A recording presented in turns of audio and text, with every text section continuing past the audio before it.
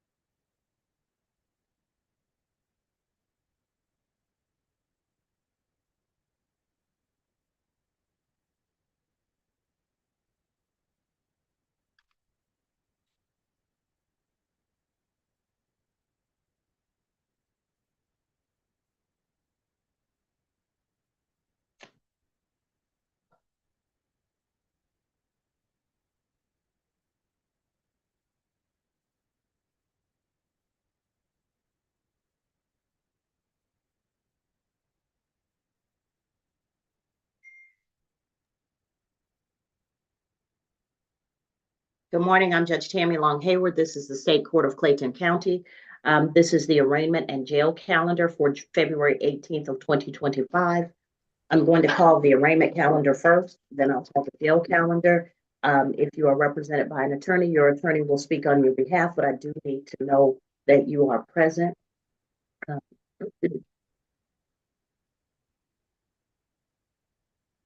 First case on the arraignment calendar is Shaterica Nicole Barino. I do not see an attorney for Ms. Barino.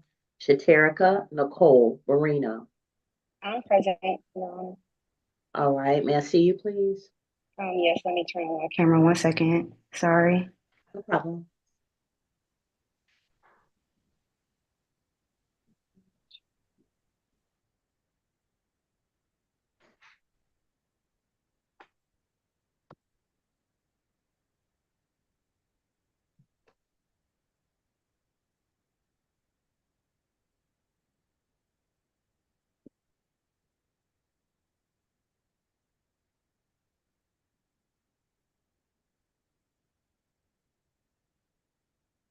All right, Ms. Barino. All right, she's probably having some issues. Let us go on to the next person. Isaiah Daniel, Carrington Matthews, the attorney. Here. All right, Mr. Daniel is here. Mr. Matthews. He's on mute, Your Honor. He needs to unmute himself. Yeah, but he should still be able to hear me. Oh, okay. Mr. Matthews, Carrington Matthews. Yes, Your Honor. I apologize. I was on the call and I had you guys on mute. My apologies. No problem. All right, your client is here, Mr. Daniel. He's charged with DUI, less safe, and improper lane change. Yes, he should be logging on. He's on. Okay. Yes. So the state and I reached a resolution in this matter for the case to be count one to be admitted to reckless with a $1,000 fine. Well, I'm sorry, a $600 fine, and count two to be no pros. All right, has the amendment been made? 1 second, Your Honor.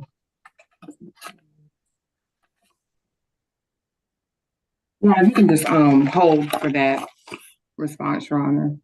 Okay. Thank you. All right, so Mr. Matthews, as soon as the amendment is made, I'll go ahead and take the plea, and then we'll move on. Letitia Milton. Letitia Milton. Last call for. Hi, I'm here, Your Honor. All right. It would be really helpful if everybody put their first and last name on the screen. iPhone, Letitia's phone, those don't help me when I'm looking because my calendar is geared to the last name. So I need to see everybody's first and last name on the screen so that I know you're here. I can look and tell you're here instead of having to worry about issuing a bench warrant in error. All right, so Yes, ma'am. somebody's on here with an iPhone. I have no clue who you are.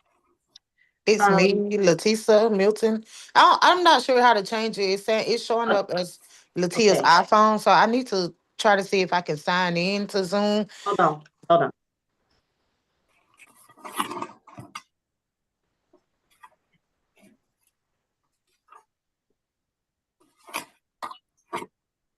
All right, and then there is still someone named with an iPhone who is just iPhone. That's not going to help me.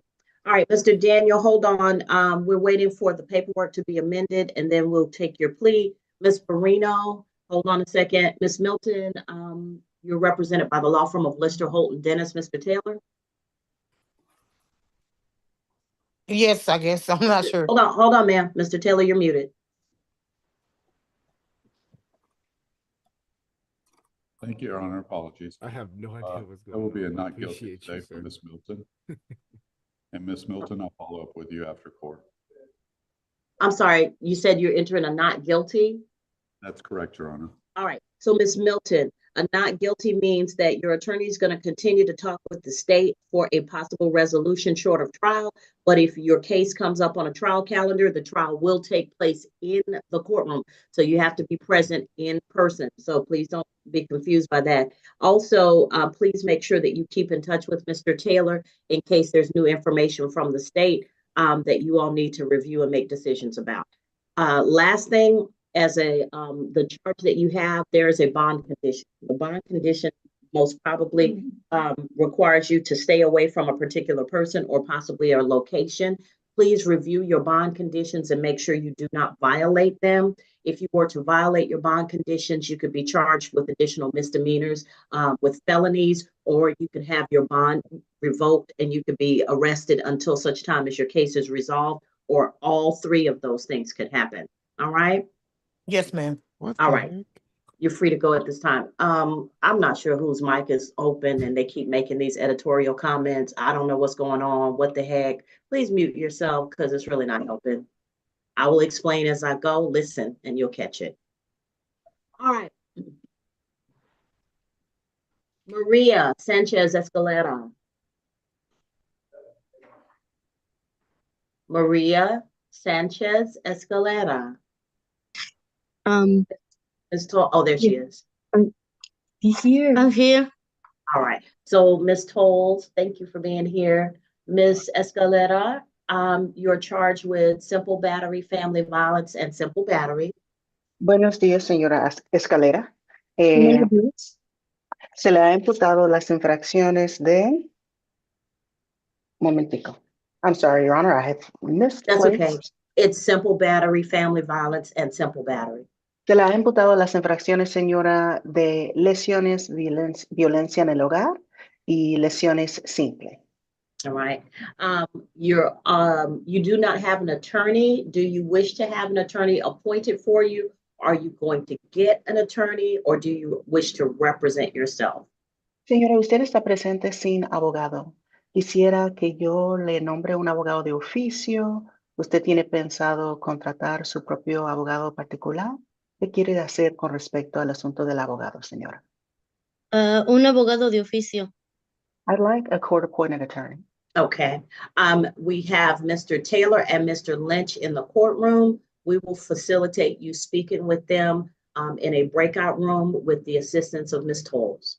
Muy bien, señora. Tenemos los licenciados Taylor y Lynch aquí presentes en la sala.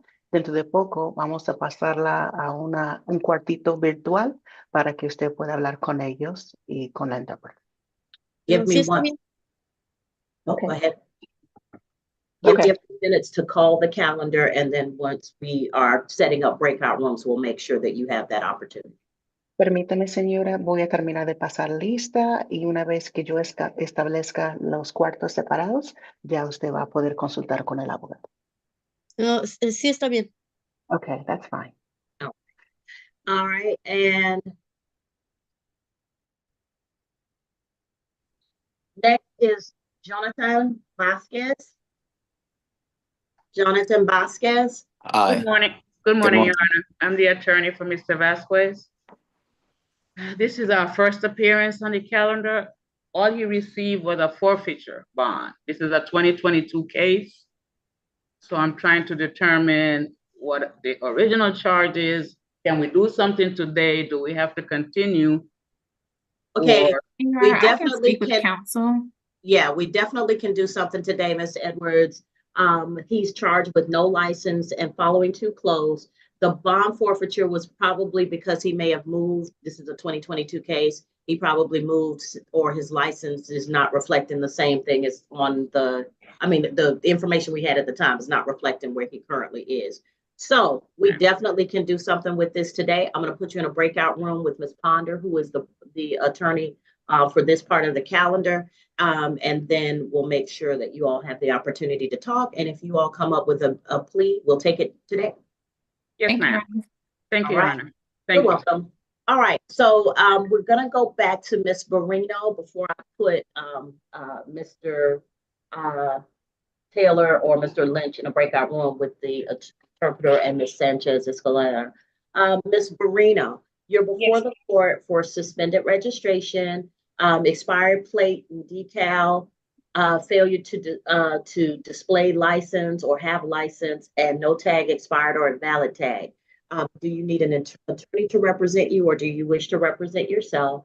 And Your Honor, based on these charges, I believe it's something that we can resolve today, unless Ms. Marino is inclined, but I'm sure it's something that we could get this resolved today. Ms. Marino, okay, let me just ask you this. Have you fixed any of these issues? I don't have that vehicle any longer. Actually, I want to say 30 days after I was pulled over, that my neighborhood towed that vehicle. So I no longer have that vehicle. I actually have a new vehicle under registration at this moment. At the time of this, if I can recall correctly, I've always had a driver's license. The officer had an issue with my address on my driver's license. So I have my driver's license present right here. Okay, so that I guess it cuts off my calendar. So it was probably failure to update your address within 30 days. So do you have the new information now? Your license been updated? My license, I'm actually, it's a whirlwind. Okay. Because this happened, I'm not sure when this was dated, but I know I was supposed to go to Okay, court don't like put your 20. license on the screen. I'm sorry, Okay, ma'am. because we live stream, so you don't want anybody stealing your identity. Yes, ma'am. All right. I do remember receiving these tickets. I'm not gonna deny that. No, that's not the question. I think Ms. Ponder wants to talk to you about what has been updated. Yes, because Your it Honor, may- and I can speak with her, Yeah, or they have to speak to her. I'll put you in a breakout room because it sounds like you have updated a lot of this information, okay? Yes, ma'am. All right. Thank you, Your So, no problem. So I'll set up the breakout rooms. But before I do that, Ms. Hagler, are you ready to go forward on Daniel, or do you need a couple more minutes? Yes, Ron, I'm ready. So everything should be updated in the system. Okay. All right. So I'll put you, Ms. Ponder, I'll put you in a breakout room first with Ms. White Edwards, so you all can speak, and then Ms. Barino, as soon as she comes out of that breakout room, I'll set up the breakout room for you for the documents, okay? So just keep your device muted, all right? And then while we're doing that, we'll take the plea with Ms. Hagler and Mr. Matthews, all right? Thank you, Your Honor. You're welcome. So in breakout room number 1, I'm going to put Ms. Ponder and Ms. White Edwards, or Edwards White. There we go. Edwards. There we go. All right. So you'll see the invitations. And now, Mr. Matthews, Mr. Daniel. Mr. Daniel, may I see you, please?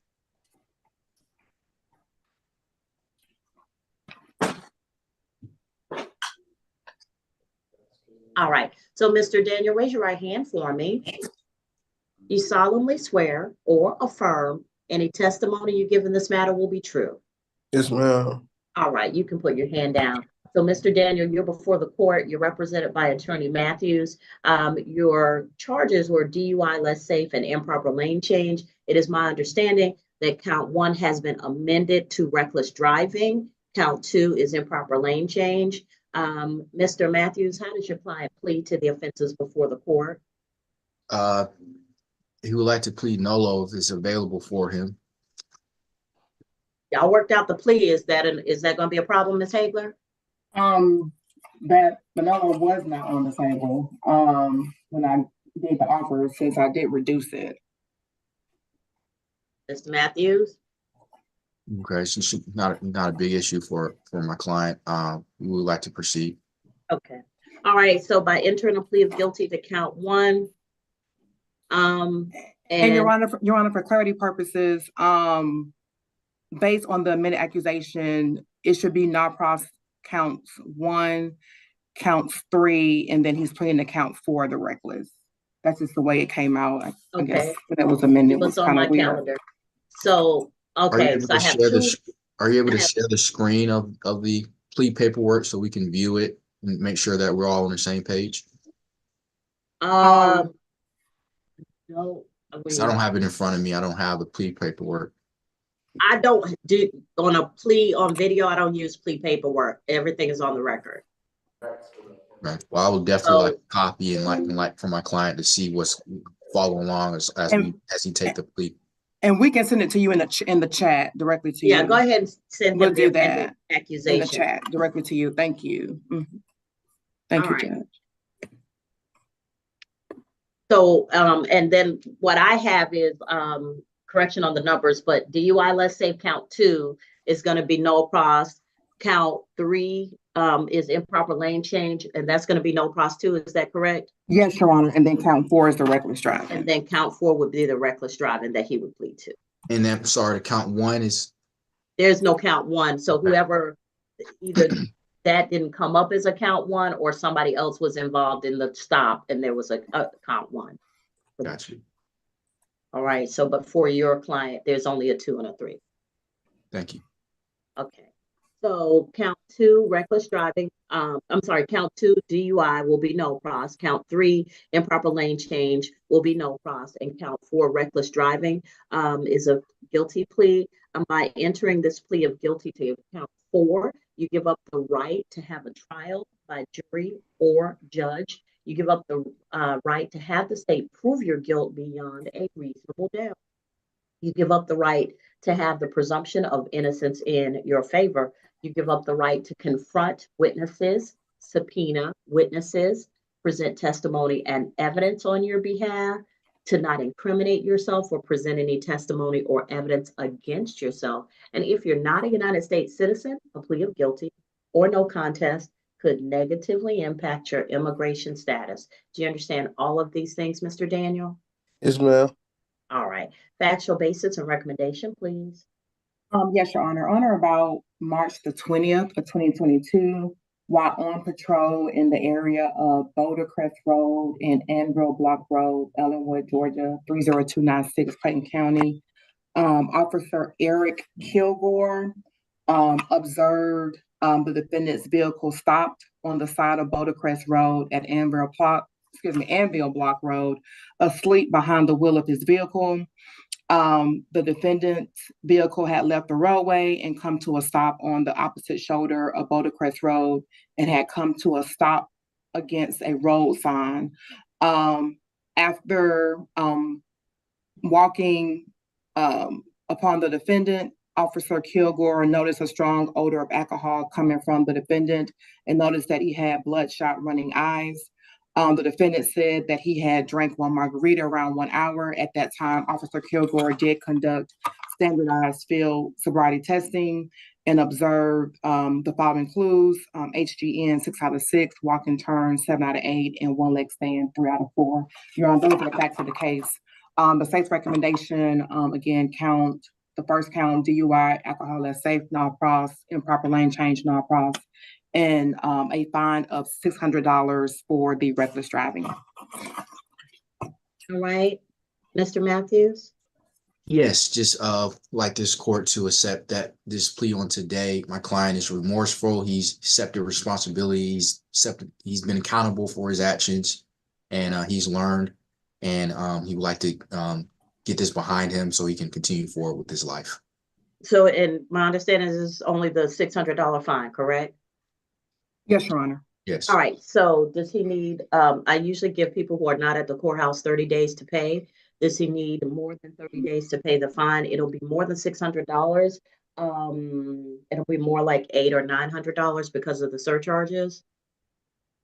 I believe 30 days should be good for him. Is that accurate, Mr. Daniel? Yes.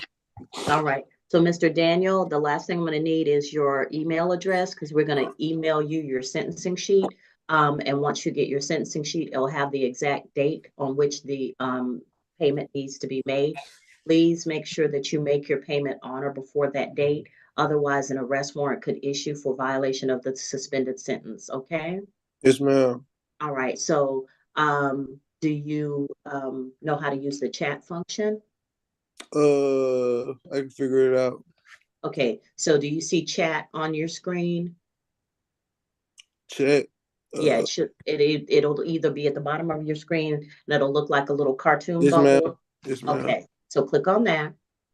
When you see the name in blue, which should be everyone, but click on the name in blue and it should pull down a menu and you're looking for Amanda Wright, R-Y-T-E. Her name should be at the top of the list.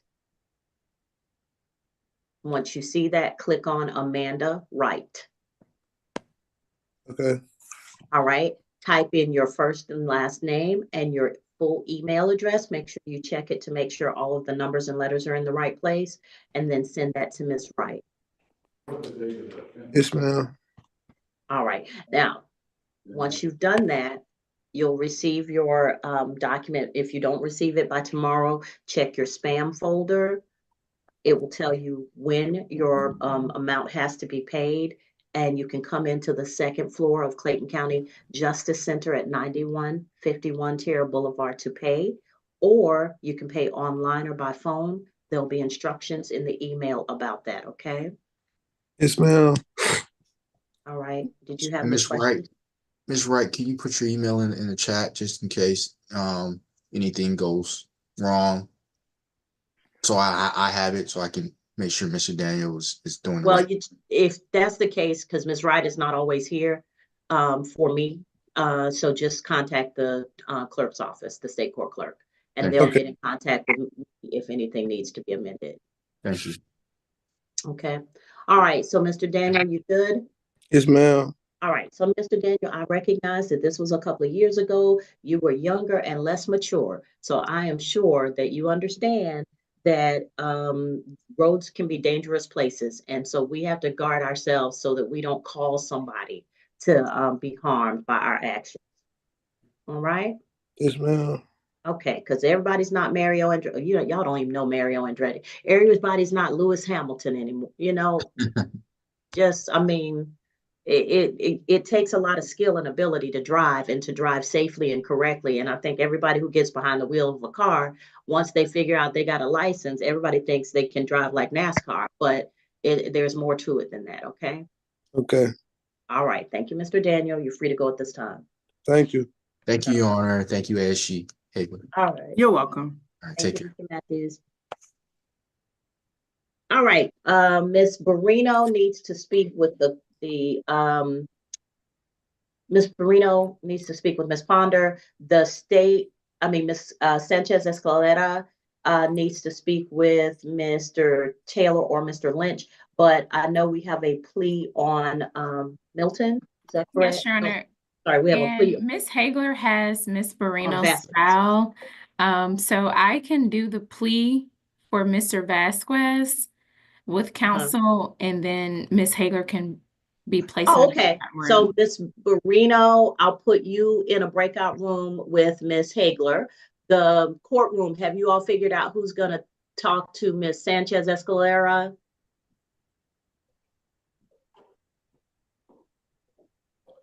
Yes, Your Honor. That will be. All right. So I'll put the courtroom and Ms. Tolles and Ms. Sanchez Escalera in room 3. So courtroom, Ms. Tolles, and Ms. Sanchez Escalera.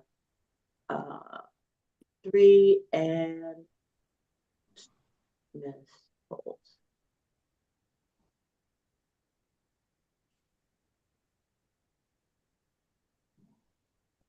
All right, and then I will put Ms. Hagler, and Ms.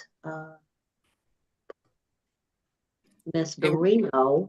And two, okay, thank you. Yes, ma'am. Barino. All right, and now we'll take the plea for Mr. Vasquez. Thank you, Judge. All right, may I see you, Mr. Vasquez? There you are. Yeah, this is me. Here he is. All right, raise your right hand for me, sir. Right hand, you said? Yes. Oh, sorry. That's okay. Do you solemnly swear or affirm any testimony you give in this matter will be true? Yes, ma'am. All right, you can put your hand down. You're over 21, right? I am not.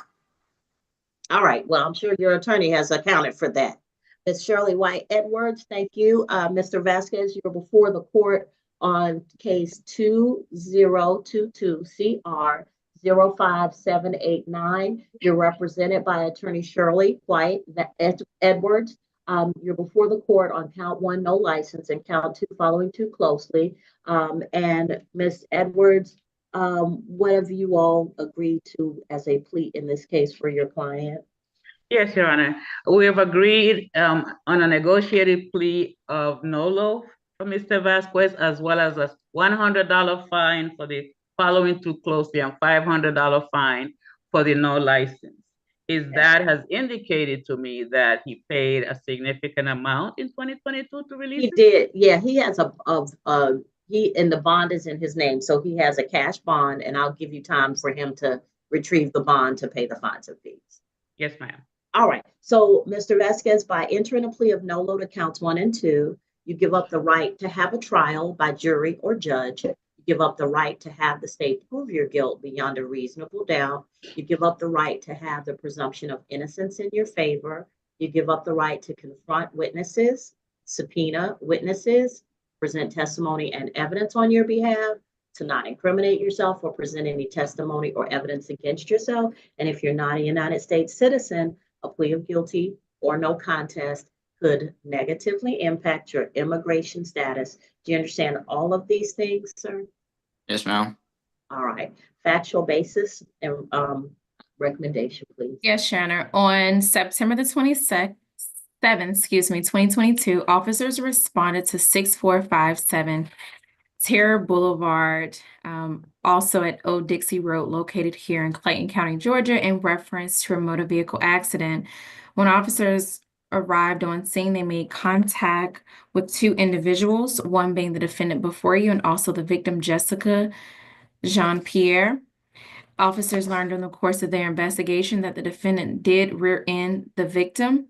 Officers did ask for his driver's license, in which they learned through their investigation that he did not have a valid driver's license. Those are the facts of the case, Your Honor. The state's recommendation for count 1 is a $100 fine. For count 2, per statute, this state's recommendation is a $500 fine, first and 5. Your Honor, the state has complied with the Victim's Bill of Rights, and Ms. Jean-Pierre is not requesting restitution. All right. So I think it's on my calendar is no license is the first one, and following too close is the second. So, yes, and I apologize. The first no problem. count will be 500, and the second count for the falling too close will be 100. All right. So, Mr. Vasquez, count 1, I'll accept your plea of NOLO. I'll sentence you to pay a fine in the amount of $500. It'll be $737.50 with the surcharges. Count 2 is a $100 fine, but with the surcharges, it'll be $151.50. Okay. That's a lot of money. Now, Mr. Vasquez, as Yes, one ma'am. of my young drivers, let me impress upon you, sir, that driving is a huge responsibility. At any given time, you could change the course of someone's life, including your own or the life of your family. Okay, so you need to be careful. I know the judge was young once too, and behind the wheel of a car, there is a you feel free, you're moving, you think you can do it all. But what I want you to understand is driving is a skilled ability, and it takes a lot of skill to avoid accidents. You got to pay attention.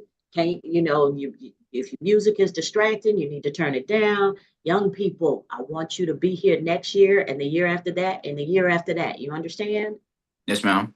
Thank All you. right, so I need you to be careful. Okay? Okay. Yes, ma'am. Thank you. So I'm going to give you 60 days to pay because I want you to be able to initiate the process of getting your bond from the sheriff's office. Now, I don't think it takes that long, but I don't know the process, so I give people time. When you go over to the sheriff's office, the paperwork's already in the system. Just tell them that you there for a refund of the bond. Then you need to bring that refund over to the Clayton County Justice Center. So the Justice Center is in the front, the sheriff's office is in the back. Come back to the front of the building on the second floor. You can pay on the second floor at the traffic court window, okay? Okay. All right, make sure you pay it before that 60th day or an arrest warrant could issue, and we don't want that. And you can't just immediately transfer from the refund to the payment. You got to actually physically bring in the money, okay? Okay. All right, did you have any questions, Mr. Vasquez? No, ma'am. All right, make sure you explain all that to your dad. It's not automatic. You got to request it, and then you got to take it and pay. All right. Thank you very much. All right, Thank you so much, Your Honor. No problem. Thank you. Is this your first time before me, Miss Edwards? I believe so, Judge. I haven't been in Okay. Clayton for a minute, but I see there are many changes. Yes, ma'am. Pleasure to meet you. Look forward to Thank you so much, Judge. Enjoy your day. All Hope to right. see you soon again. Okay. So Okay. Miss Marino is in a breakout room with the courtroom. With Miss Hagler. Miss Sanchez Escalera is in a breakout room with the courtroom. Miss Hagler, you have an announcement? Yes, Your Honor. The state is gonna non-pros Ms. Marino's case. All right, so Ms. Marino, that means they're not going to prosecute your case. You've gotten everything up to date. Just make sure always to keep your documents up to date. If you get any notices from driver services, attend to those immediately, okay? Ma'am. All right, thank you. Thank you, Ms. Hagler. Be safe. You're welcome. And also, Your Honor, our office is in the process of preparing a bench warrant recall for Mr. Jonathan Vasquez and also Miss Barino. She has Okay. a bench warrant as well. All right, I'll sign them as soon as I get them. I did see that Miss Arnold sent me something, but I was logging on, so I didn't want to get onto that right away. But I'll go ahead and sign as I'm waiting. Thank you, Your Honor.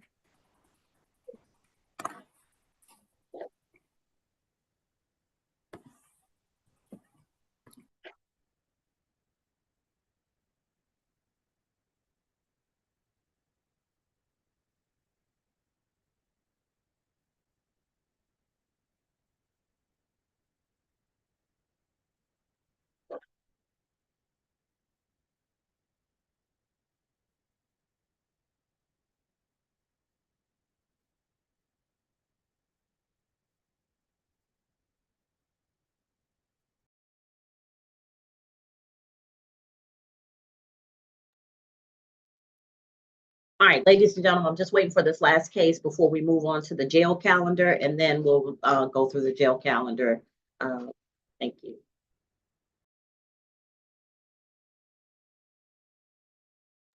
And also, I just wanted to update the court briefly regarding one of Mr. Anthony's cases.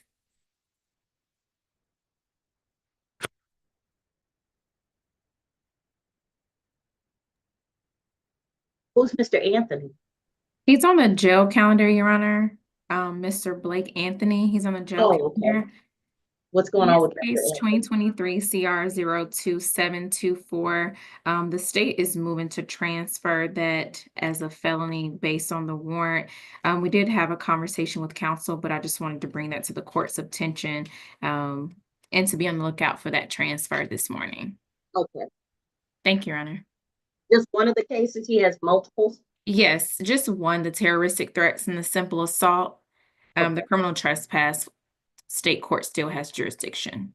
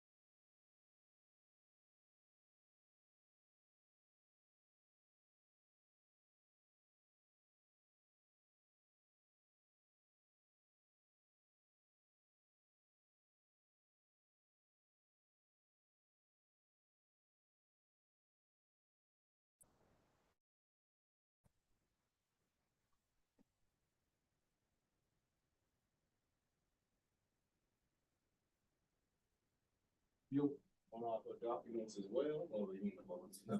I mean, I said, I mean, this one, I just hope they come through and, you know.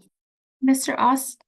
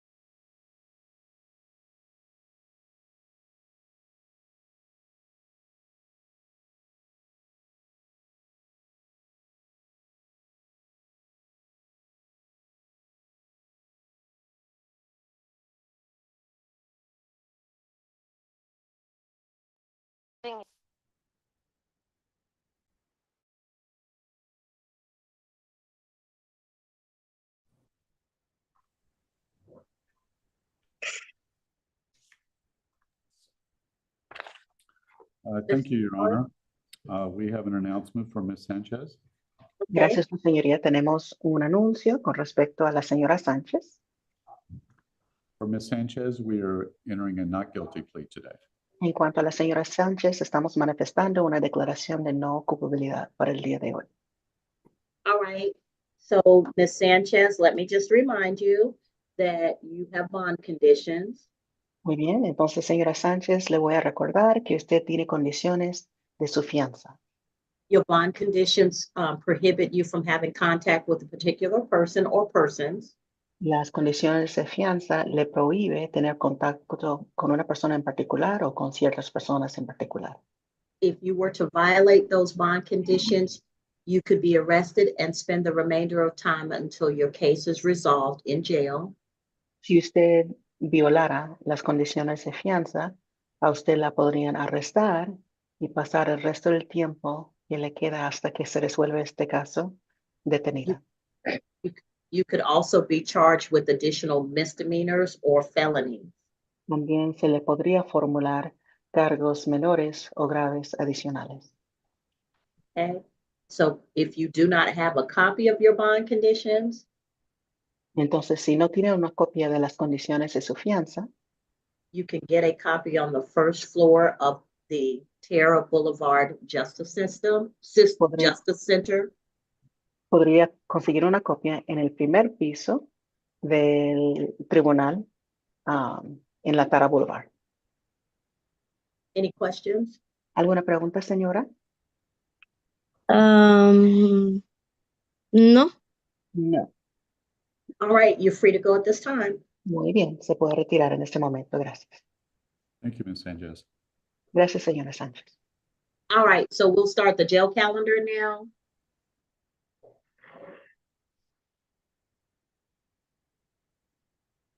Your Honor, let me give Mr. Lynch.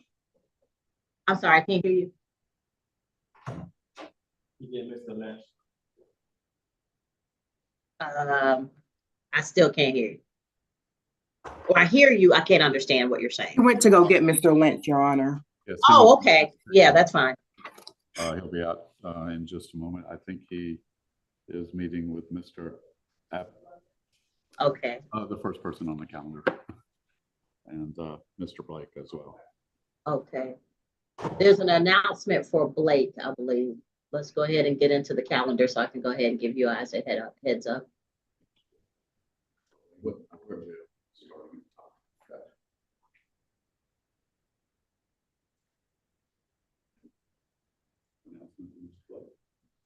Judge, for Mr. Blake, we will be entering a negotiated plea as a criminal trespass. I think the state had some sort of a motion on the other counts.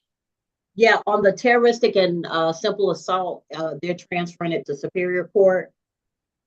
But you have a negotiated plea on, I guess, the second one, Blake, criminal trespass. Yeah. Yes, Judge. Mr. John Abgitamike. Judge, I have spoken to him today. I would ask if we just hold that announcement. I may ask for a continuance just to speak to him some more to determine whether or not we need to request some additional assistance and evaluation of Mr. Abgitamike, but I need to speak to him a little bit more before I can kind of make that final. I would, maybe if we could go ahead and continue it to the next jail calendar, if the state did not object, because the recommendation is 90 days, so he would be here longer than that period anyway. Okay. All right, so I'm fine with that. Just send me the paperwork. Oh, I'm sorry, you said transfer next week, right? I'm sorry, I was reading something else. So transfer next week is fine. If Miss Val, if we have room available, if not, the week after. And as a basis so that you can determine if you need to file any type of mental paperwork, Mr. Lynch, what is the basis for the request? so that myself and possibly another set of eyes can speak to him and make a determination of whether he's in a position to enter a plea at this time. Okay, thank you. All right, sounds good. So Gita Mike is going to be continued to the next calendar. Is that next Anthony- week, you said, Your Honor? Yeah, that's good if we can Okay. get them on next week, and then that way we'll be able to figure out more clearly how much longer this is going to go into. So on Anthony, on the first case, that's going to be transferred to Superior Court. On the second case, there's a plea. Atkins, Bobby Lee Atkins.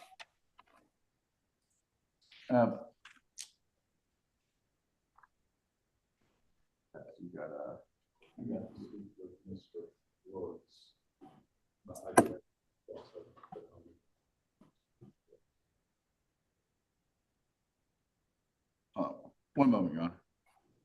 Okay. So Mr. Felipe Rodriguez, does he speak Spanish or English primarily? Does he need an interpreter?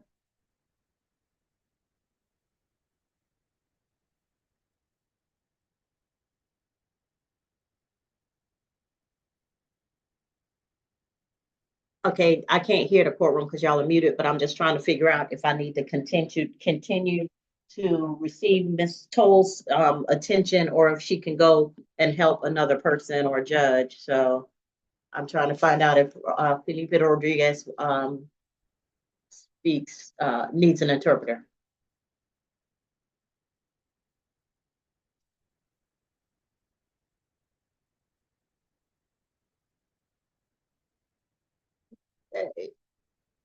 I'm not listening.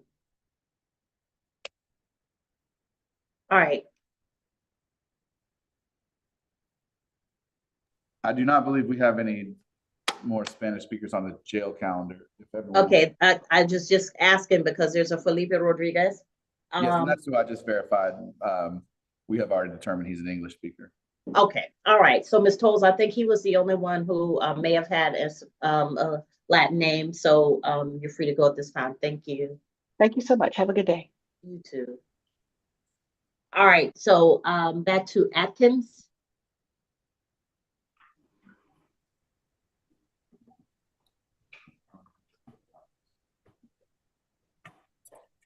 Your Honor, I spoke with Mr. Atkins previously.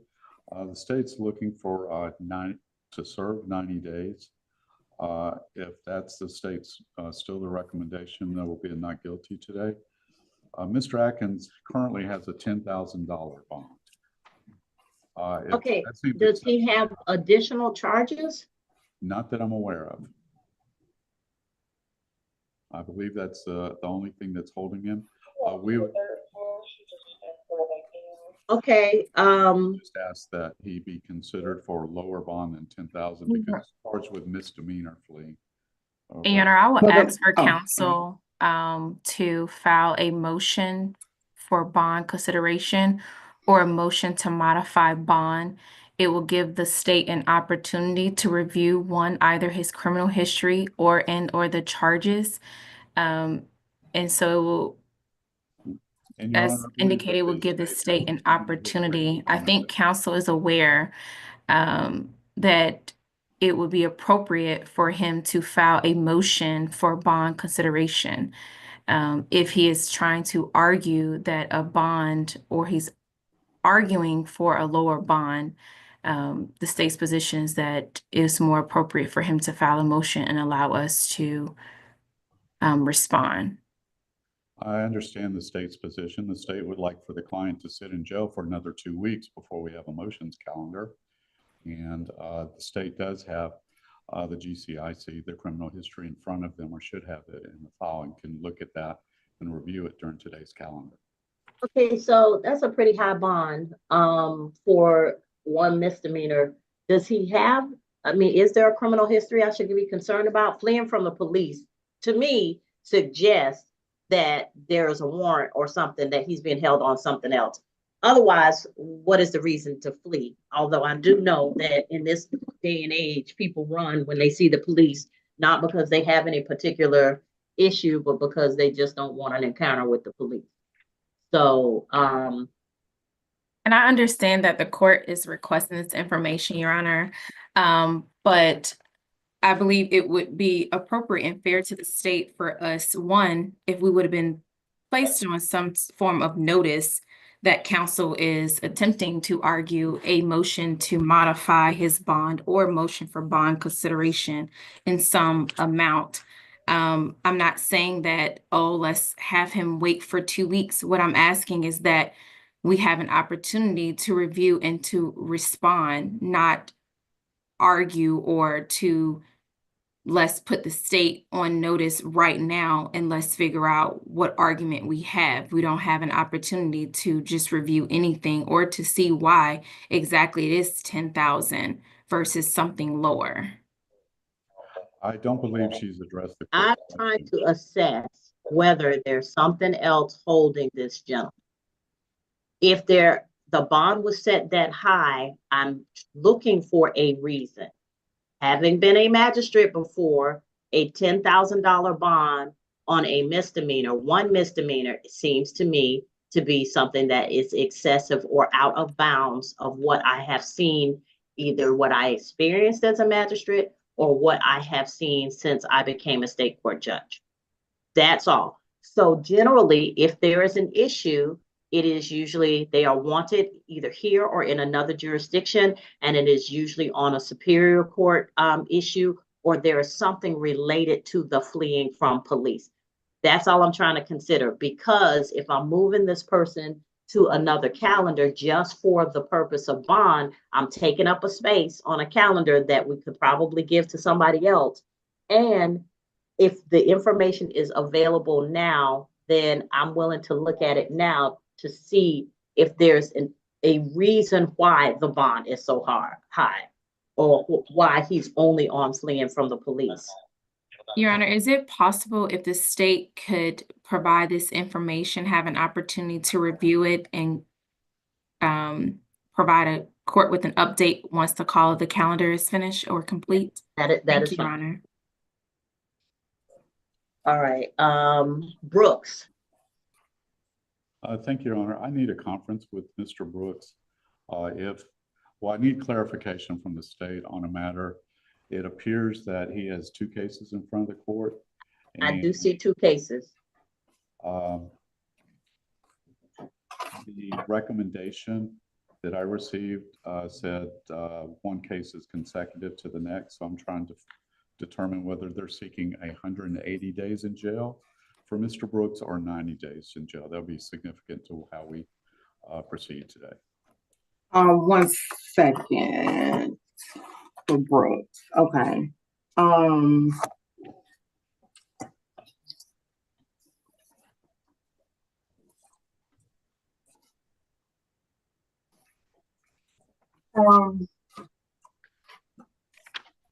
So it's just going to be,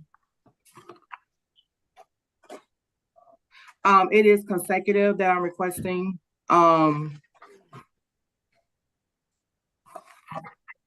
So yeah. So is it 90 or 180 days? I'm sorry. It's 180, Your Honor, because I am requesting consecutive to the other case because he has 2 open cases. All right. Mm-hmm.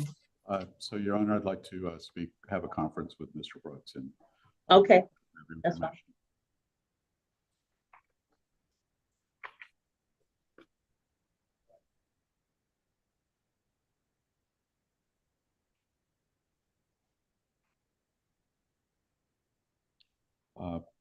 Your Honor, Mr. Lynch has Mr. Bullock next. I'll see if Mr. Lynch can come out and present Mr. Bullock. All right.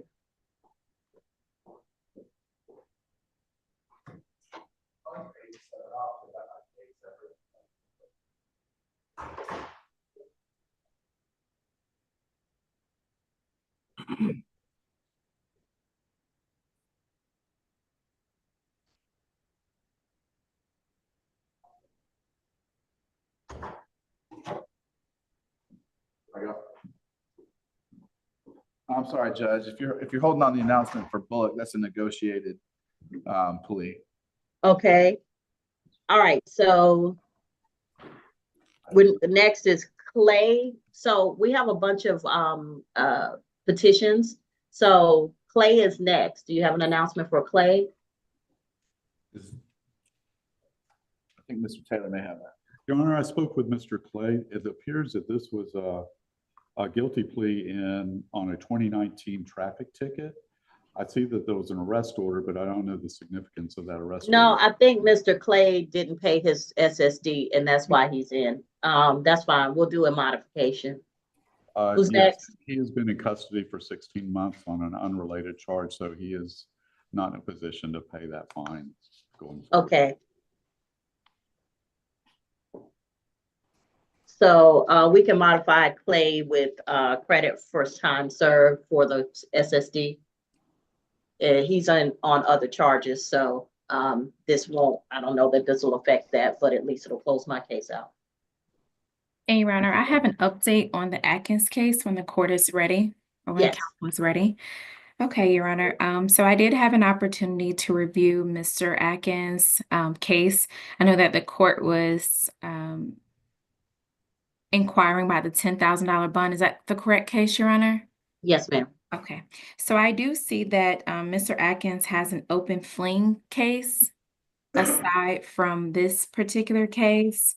And he also has a couple failure to appear. So it's my understanding that he has two fleeing and eluding by an officer, 2 cases here in Clayton County, and 1 is on the calendar. Okay, is the other one pending, or is it coming, or has it been resolved?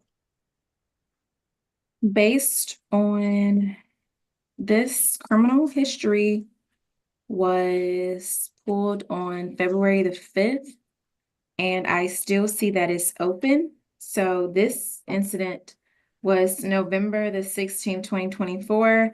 He then picked up another fleeing January the 2nd, 2025. Okay, all right, then that makes sense.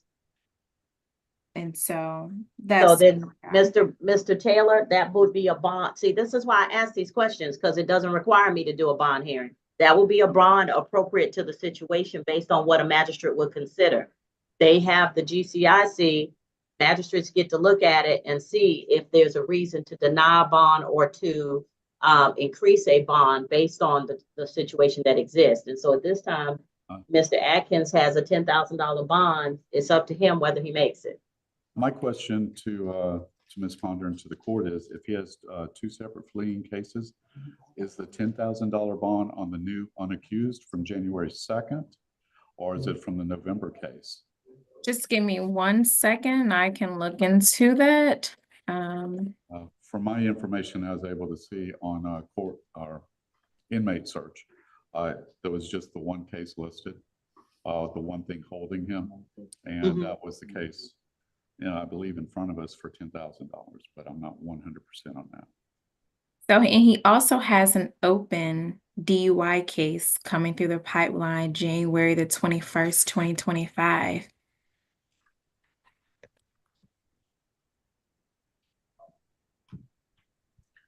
So he is bonded out on the previous cases? I didn't see the. So Bobby Atkins, it doesn't appear that he's in custody unless I'm looking at a different person. No, it says active inmate, so he's here on one of those cases. So give me 1 second, because he has 2 separate screens.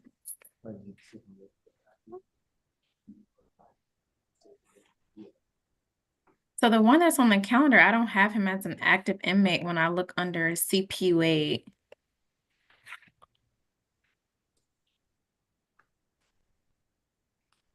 Okay. At this point, I'm not inclined to change Mr. Brooks' bond based on the Ayala factors, the fact that, he's likely to commit another offense. Yeah, Mr. Brooks his bond is just fine with me. But that's Mr. Atkins, Your Honor. And Mr. Atkins, his bond is just fine with me. So whatever it is, let's see if we're gonna deal with the actual underlying case, because it sounds like he's gonna be here for a while anyway. He has some other stuff pending. Not guilty. All right. So Atkins not guilty. He can go back. Brooks, you said that you have a plea for that, but you have to talk to Mr. Brooks regarding how those dates are going to run. We have a plea for Bullock. Clay is an SSD. I think we have a run of revocation. So let's see. Cowley, who has Cowley? Your Honor, I believe Mr. Cowley is out to bond at least as of February 14th. Okay, yeah, I don't have him as an active inmate, so OTB for Cowley. Drake is a That's a probation. revocation. Have you had an opportunity to speak to Drake? I believe Mr. Lynch is speaking with the probation. Okay. Holloway is a petition. Jackson is a petition on 2 cases. Jacobs. Has anyone spoken with Jacobs? Jacobs. Yes, Your Honor. Mr. Jacobs intends to enter a no-low plea to the 2 charges. All It's right. gonna be non-negotiated. I'm not accepting no law on the public indecency. It's gonna be non-negotiated. Non-negotiated. Okay. Kendrick is a revocation. Milam, revocation. Nope, Milam looks like an SSD. Yep. So Milam is an SSD. Let's go ahead and get a modification prepped for Milam. Morris is a revocation.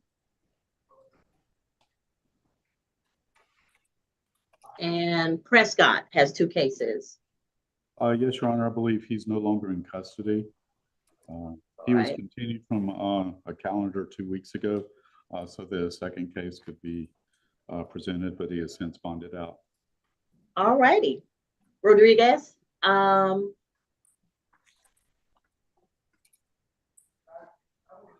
spoken to Mr. Rodriguez. I do want to confirm that he I'm is sorry. entering a plea today of what his plea is, but I have spoken with him. He is aware of the recommendation. I just want to confirm what he wants to do. Okay. And Samuel. Your Honor, the defense wishes to enter a no-low plea for Mr. Samuel. That's non-negotiated. Is this at the airport? I don't believe so. Okay. I have to double check the police report. I can tell the court after speaking with him that he does not have a job currently, and he has very little transportation. It's solely by bus, no car, no family members. But we have no look on that as well. All right, so I'm ready whenever y'all are. We got Atkins is a not guilty. Cowley is OTB. Prescott is OTB. So the rest of them are either SSDs, Clay and Milam. I can handle those right now. Miss Powell, you have those modifications? And Yes, Judge, about to send them over to you now. All right, thank you. Time served to suspend the fine and close the case. I'm sorry, what now? On Mr. Milam, is that credit Yeah. for time served closed case on Yeah. the fine? Thank you, Your Honor. All right, so if you could bring out Clay or Milam, we can go ahead and do those SSDs now. Judge, just to confirm for the release date for Clay, I have not applicable since he will remain in custody, and the release date for the other defendant is today. Well, just put, instead of just putting a release date, put this case is closed in Stanter. Okay. Or this state court's case is closed in Stanter. That way it'll separate from whatever else he has going on. So we don't even put a release date. Just put that this case shall be closed in Stanter and he shall be released on this case. And that'll be for both defendants? Yes. Okay. Mm-hmm. All right, Mr. Clay, or is this Mr. Milam? Milo. This is Mr. Milam. Mr. Milam, you're before the, I'm sorry. This is Mr. Milam. Mr. Marlon Stefan Milam. Yes, ma'am.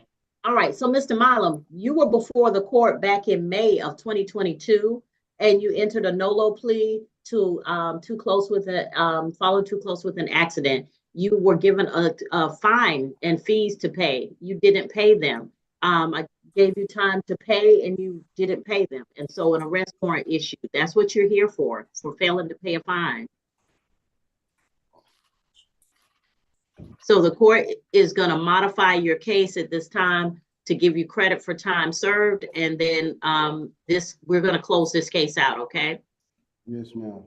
All right. If you have a fine or fee from a court, you got to pay attention to that because you got to pay it. Yes, ma'am. Everybody walks away and forgets. All right? You can go back with the sheriff's office. That you serve, it's going to suspend that fine. They'll process you out today. Everything's closed out. Okay.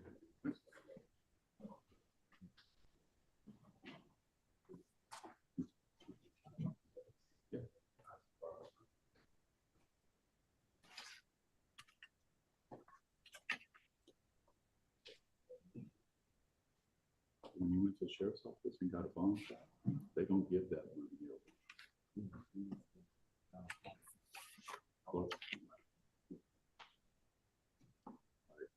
I don't know the details of what happened back then, but apparently they're saying that you didn't pay a fine. There was still outstanding ones on this. I don't know.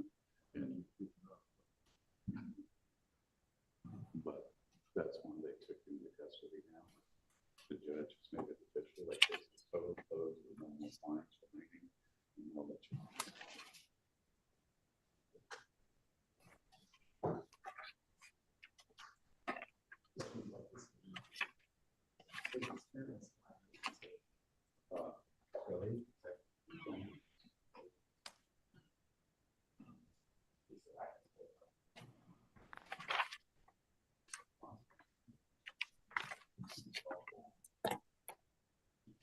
Your Honor, I'm not sure where we are, but I just wanted to let the court know, I believe I'm ready on all the probation revocations that we have. Okay, I'm just going to clear this last SSD, Mr. Clay, and then we'll go on to the revocations. That works. Thank you, Judge.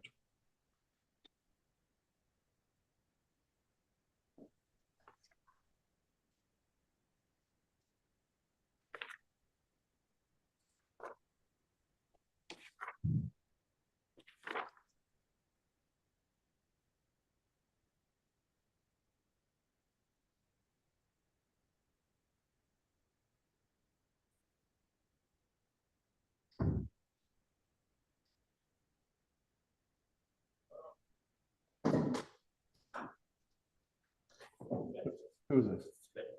Clay. Yeah, this is the last SSD, Mr. Thank you. Sorry. Clay. No problem. Mr. Clay. Yes, ma'am. So back a while ago, Mr. Clay, you were given a suspended sentence, you meaning that you came before this court, you were supposed to pay a fine. I gave you time to pay it. This was back in May of 2021 and for speeding, and you did not pay those fines and fees. And so an arrest warrant issued and you have been picked up on that arrest warrant. Do you understand? Yes, ma'am. All right. So the court is going to give you a modification of credit for time served for the fine that wasn't paid. But please remember that if you have a fine and fees to pay for a court, do not let that go by without you paying it. Okay. Yes, ma'am. All right. Because looking at this, you were probably arrested for less than $150. Yes, ma'am. All right. You can go back to the sheriff's office. Thank you. You too.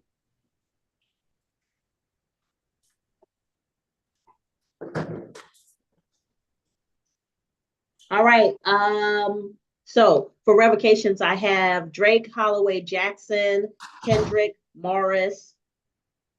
Let me know which one first. I'm ready on Kendrick. I'm ready on Drake. I'm ready on Morris. I'm ready on Jackson. I think I heard one additional name that I was not, Holloway? Holloway. I have not spoken to Mr. Holloway. I'm not sure maybe if Mr. Taylor has. Okay, so let's bring out Drake. Can we get Drake? I think he's still in the booth. Excuse me, Judge. I think Holloway is just a closed case. Oh, okay, thank you. I'm so busy looking for the revocations. I may have missed that. Let's see, Drake Holloway. It is a closed case. Thank you, ma'am. I appreciate that. I must have signed that no process a while ago. All right, is this Mr. Drake? Yes, ma'am. How you doing? I'm good, Mr. Drake. Raise your right hand for me. You solemnly swear or affirm any testimony you give in this matter will be true. Yes, ma'am. All right. So 1 second, let me find your revocation. Mr. DeMarco Drake. Mr. Carmichael, Mr. Austin, you ready? Yes, Your Honor. Whoever, okay. So Mr. Drake, you're before the court on a petition for adjudication of guilt and imposition of a sentence in a first offender case. You were before this court for theft by taking on the 16th day of September 2024. You had 12 months on probation. You have 5 months and 27 days remaining.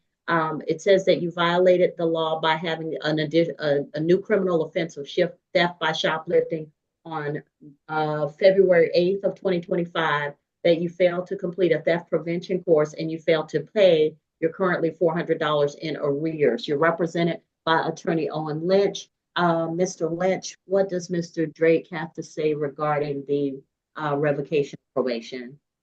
Judge, he does stipulate that he was arrested for a new offense. He's not admitting to the underlying offense. But I did explain to him his right to a hearing here. As far as the theft prevention course. No, I signed up for it. So, yeah, that's right. So he did explain to me that he signed up for the course, but he had not completed it at this point. Your Honor, he did take the charge that we're here about under the First Offender Act, which tells me he did not have an extensive criminal history, or at least not a felony history. He is 31 years old. He does work as a machine. He has a good job as a machine operator. He has a son who, 6-year-old, correct? Yes, sir. He's hoping to be able to get back to his job, which is kind of on hold right now. He wants to ask the court to give him a chance to complete his probation.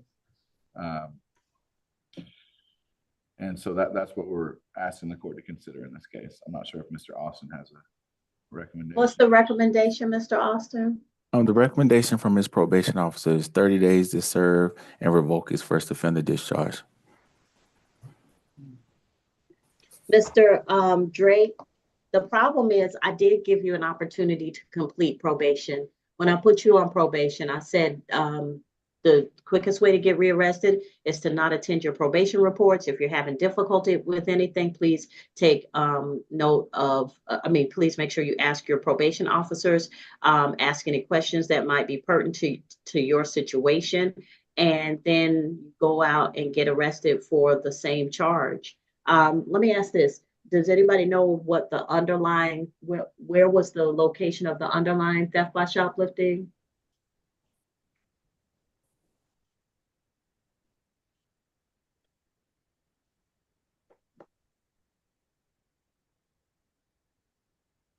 Do we not have can we look at his sentencing sheet? Because I would have banned him from going back to wherever that was.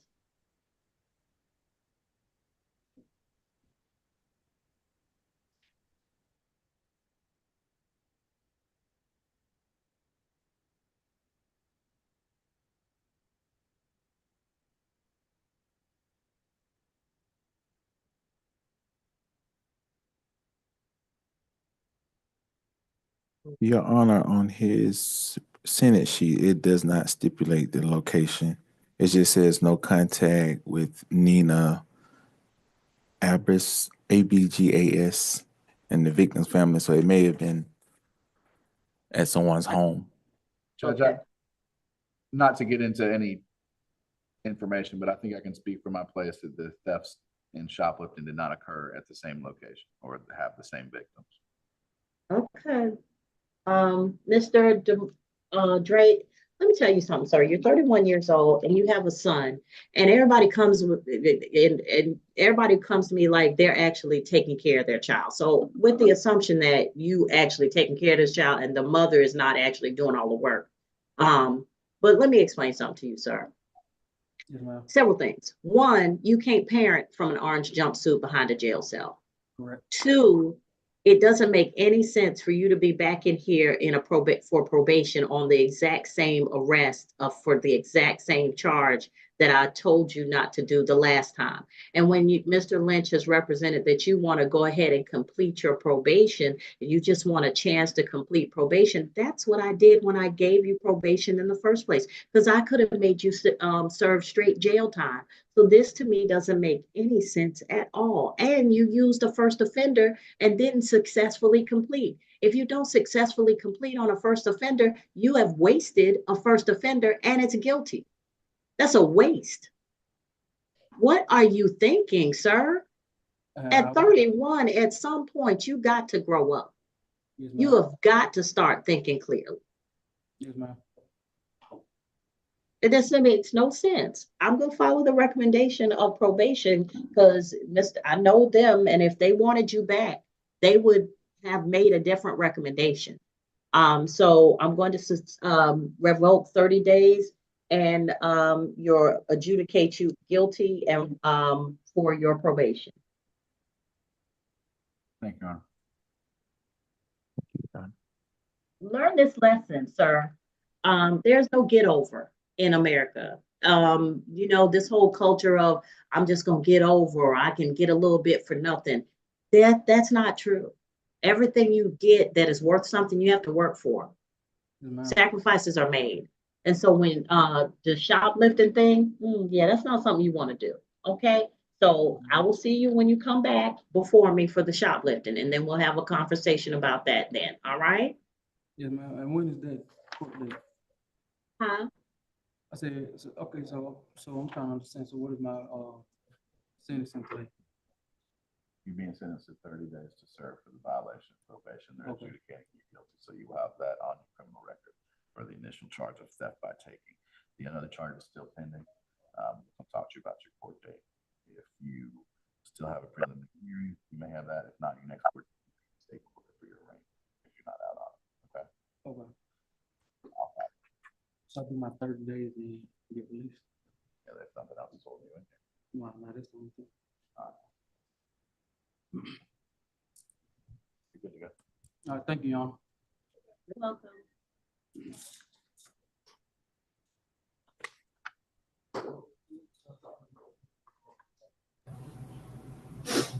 Judge, just so you know, I did send the SSDs over. Yeah, I'll sign them as soon as I get them. I just looked and they weren't up yet, but they probably just came in. Yes, ma'am. Thank you.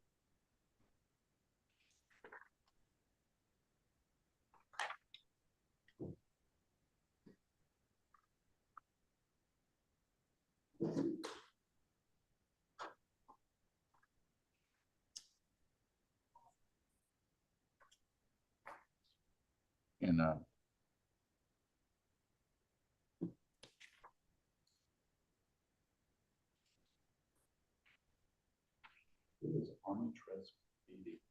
have no idea. All right, I sent it, Mr. Austin. All right, so next, who do we have next?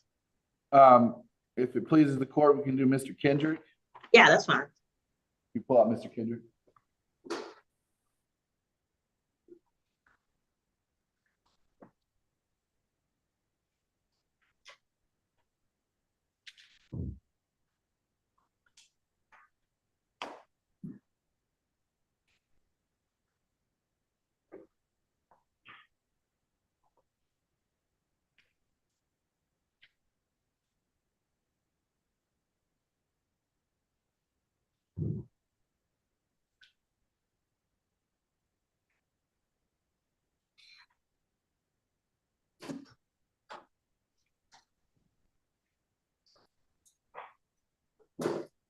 Stand right next to me.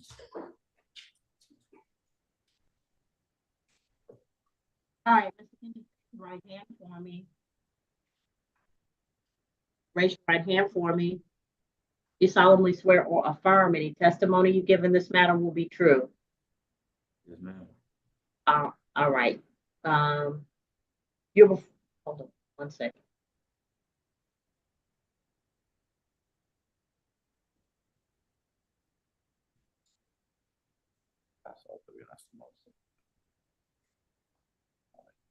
So, Mr. Kendrick, you're before the court on State of Georgia versus Mario Antoine Kendrick, 2024 CR 03147 for revocation of probation. You were before this court for battery family violence on the 23rd day of April 2024. You were sentenced to 12 months probation. You have 2 months and 3 days remaining. The probation department asserts that you have violated the law by being arrested on February 10th, 2025 for the new offense of terroristic threats and acts, possession of marijuana 1 ounce or less, possession of a weapon during a crime in the jurisdiction of Forest Park, Clayton County, Georgia, in that you have failed to provide proof of completing your anger management counseling. You failed to provide proof of completing 40 hours of community service and your $750 in arrears. Mr. Lynch, how old are you, Mr. Kendrick? I'm 27. Okay. I'll be 27 in March, bro. I'm currently 26. Go ahead, sir. Mr. Lynch. So, Judge, Mr. Kendrick does stipulate, he doesn't stipulate to the underlying offense, but that he was arrested for an offense. As far as failure to comply with counseling, my understanding is he did actually complete the course, but has yet to submit the proof. Is that accurate? Yes, it's in my email, but in order for anybody to get inside my email, they're going to have to go through a 2-step verification. That's enough. And then failure to complete community service, he had 22 of 40 hours, and I think he was making arrangements to complete the remaining hours. And I've cautioned my client and asked him not to speak on the new offense, but That's probably best. he does strongly contest specifically the terroristic threat allegation, and he is entitled to a trial on that, Judge. So all right. I would like to, Your Honor, just to take into consideration that he has had some success on probation and has somewhat complied with what the court has ordered, at least as far as completing the anger management and getting a healthy portion of the community service done prior to his sentence expiring. Okay, Mr. Carmichael. Your Honor, probation recommends revoke balance closed case.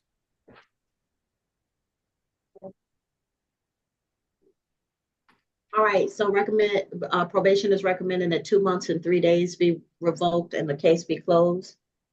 And Your Honor, yes, Your Honor, but I would also like to give him credit for the time of date of lockup. Okay, no problem. All right, Mr. Lynch, anything else? No, Your Honor. For some reason I'm having a problem with every pen I have. Hold on.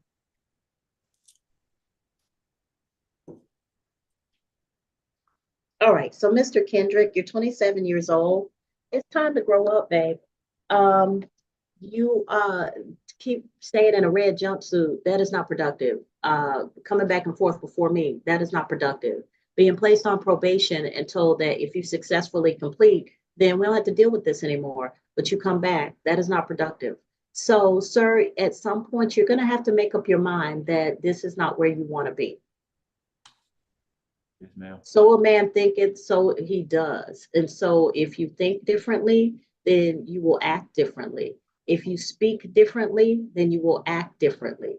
If you start planning what you want your life to look like and you follow the plan, even if you don't end up specifically where you're supposed to be, you should end up somewhere along the continuum of the plan. You might end up even better. I was supposed to be a diplomat. And that was my plan, but I ended up here as a judge and generally think that I probably ended up just a little bit better because I like this a lot.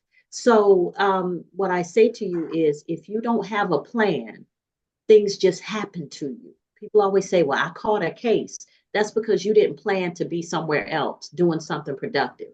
So at 27 years old, sir, you have got to decide that you are no longer in love with being in a red jumpsuit or being in a jail or just being locked up or having somebody have to post a bond for you. At some point, you got to give up that lifestyle and decide that you want to do something productive. Do we understand each other? Yes, ma'am. Okay, because coming back before me repeatedly is not what you want to do. We're clear? Yes, ma'am. All right, so just make some different decisions on these 2 months and 3 days that you have that I'm going to revoke. Start thinking about what you want your life to look like. Start thinking about those things that you can do to change the way your life looks. Start thinking about the people who depend on you and the people you depend on and what you owe them, okay? Start thinking about the fact that you're just wasting your life. 27 will soon turn into 40. And what will you have accomplished? Nothing if I keep coming to jail, ma'am. All right.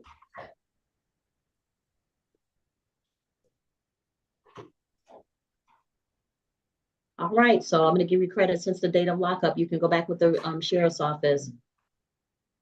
Okay, thank you, Judge. You're welcome.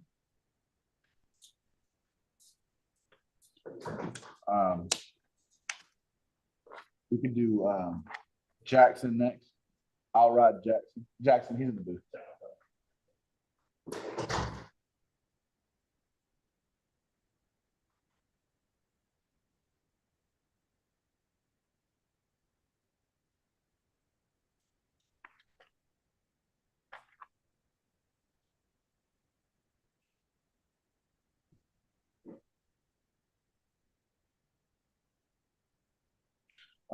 Maybe I can ask for clarification on this from the probation officer. Are y'all asking for his first offender status to be revoked? Because I understand the recommendation is return to probation with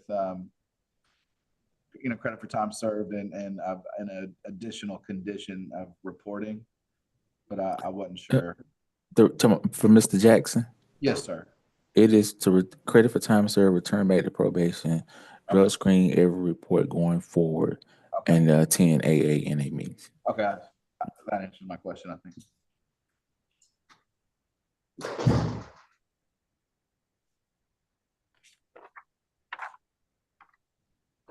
All right, Mr. Jackson, raise your right hand for me.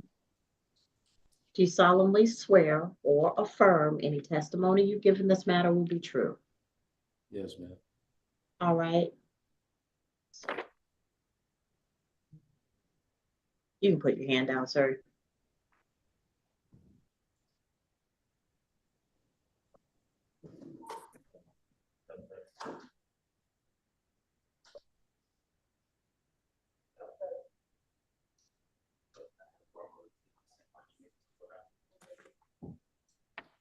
All right, so Mr. Jackson, you're before the court on State of Georgia versus Allred Jamara Jackson, 2024 CR 03196. You also have a revocation for case 2021 CR 06126. On the first case, you were before the court on, this is the case ending, this is the 2024 case ending in 03196 for driving under the influence, drugs, improper lane change, impeding traffic, use or possession of a drug-related object on the 18th day of September 2024. You were sentenced to 12 months on probation. You have 6 months and 29 days remaining. Your sentence was not told. It says that you failed to avoid injurious and vicious habits. You tested positive on January 29th, 2025 in the probation office for positive for alcohol, the metabolites of alcohol. You failed to comply with counseling. You failed to complete your document your ASAM level 1 counseling that you were ordered to do. You failed to attend AA or NA meetings at least once per week. You failed to document proof of completing a DUI, alcohol, or drug risk reduction program, and you're $1,440 in arrears. On the other case, 2021 CR 06126. You were before this court for simple battery family violence on the 18th day of September. You have 6 months and 29 days remaining on that case. And it says you failed to avoid injurious and vicious habits. You tested positive for the metabolites of alcohol on January 29th of 2025. You failed to enroll in and participate in family violence intervention counseling, and you failed to document 40 hours of community service. All right, Mr. Lynch. Judge, I think that Mr. Jackson has completed a significant amount of the conditions on his probation. As far as the testing positive for alcohol, he does admit that he did have a drink. He explained to me there was some significant family issues going on, an issue with his father when he did have a drink on that one occasion. So he does admit to that. As far as the DUI conditions, my understanding is that he did do the substance abuse evaluation, which they ordered him to do the ASIM level 1 substance abuse treatment, which he has not completed yet. However, he has been going to AA meetings, correct? And then he's had some financial issues with his bank account. There was some potential fraudulent activity, so he has been having an issue with money, but he is trying to get these conditions done. He does want to accept the probation's recommendation, which I believe would be to return to probation with the same conditions, with the additional condition of testing on every report. As far as the family violence intervention program, can I have one moment to ask him about one of these conditions? Sure.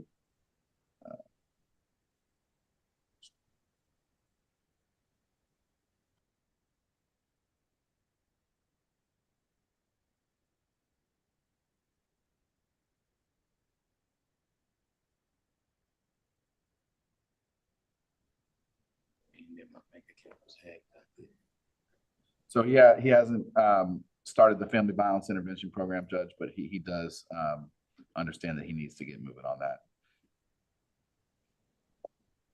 What you been doing, sir? Ma'am, 6 months. What you been doing?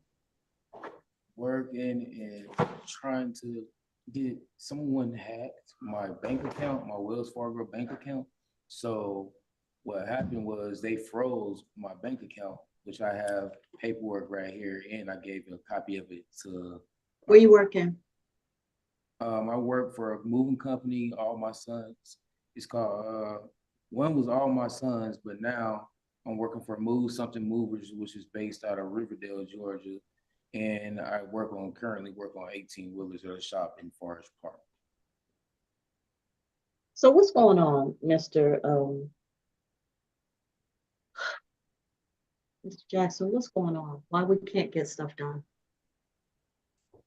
Well, transportation was the problem, but I got that squared away. But now it was just the funds, just paying for the classes to go ahead and get started. That's why I explained to the lady at the place that was going to give me the classes, and she told me that I do them once a week, and I think they're virtual, and it's like one day out the week that they had picked for me to do them. And I told her as soon as I get the money, I was going to go ahead and pay it so I can go ahead and start them and get it on out the way.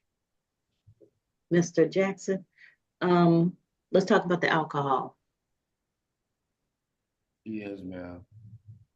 Your Honor, it was my father was going through something, and I was stressing about trying to get this paid. And I got you, but listen to me, Mr. Jackson. Yes, so, Mr. Jackson, you got to acknowledge the fact that you have a drinking problem. When you acknowledge that, then you understand that your go-to in times of stress is to drink, and that's something you got to deal with. Yes, ma'am. Because if your go-to in times of stress is something that you know is going to put you in jail, but you're not thinking, okay, do I want to go to jail, or can I find some other way to deal with this stress? And you just say, well, forget it, because they might not know, but I got to take this drink because I'm stressing. if you're willing to risk going to jail and putting everything on the line, your job, your livelihood, anything else that you got going on, your living situation, you're willing to risk all of that by taking a drink and not complying with my orders, then that to me means you have a significant problem with alcohol. People always want to say, oh, well, no, I'm not really an alcoholic. You know, I just have to take a drink when I'm stressed. But if taking a drink when you know that the consequences could be that I could revoke the remainder of your probation, that's 6 months in jail. Yes, ma'am. And you can't control the drink, then that means you need to spend more time in AA. Have you been going to the meetings?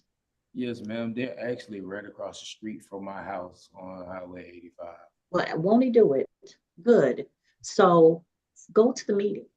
I mean, to me, that's the easiest thing that you can do. And here's why. Because it's low to no cost, it's available, and you're able to get it done without having to, you know, have somebody fussing at you. It's more people talking to you about what they're going through. So you realize you're not the only one. Yes, And ma'am. supporting you and getting support from your peers. And so focus on that for me. You have children? Yes, ma'am. Your Honor, I do. My How- daughter is 12, and I got a two. Supposedly, I'm not gonna claim this baby yet because I haven't had the blood test, but supposedly a 2-month-old. Okay, so let's talk about that, Mr. Jackson. First of all, let's not just go around producing babies, okay? You can have sex without having a baby. They have condoms, they have all kinds of birth control, but unless you want to have a baby every time you have sex, then you need to be as responsible for that as the other person. You hear me? Yes, Because we're bringing too many babies into this world without an accountability for how we're going to raise them. Number one, your 12-year-old needs a present father. She's in middle school. She is developing. And the kind of man she's going to look for is based on the kind of man she sees you being. Do you want, when she grows up, do you want her to be involved with the man you are now? No, ma'am. Then you got to change to be the man that she should look up to. And with these other babies, get that figured out and then be a present father in their life. Stop, don't just go out here and somebody says, well, you know, I can't have babies or I'm on birth control. You got to take responsibility for yourself. You're not in a position right now to be raising 3 kids, not financially, not emotionally.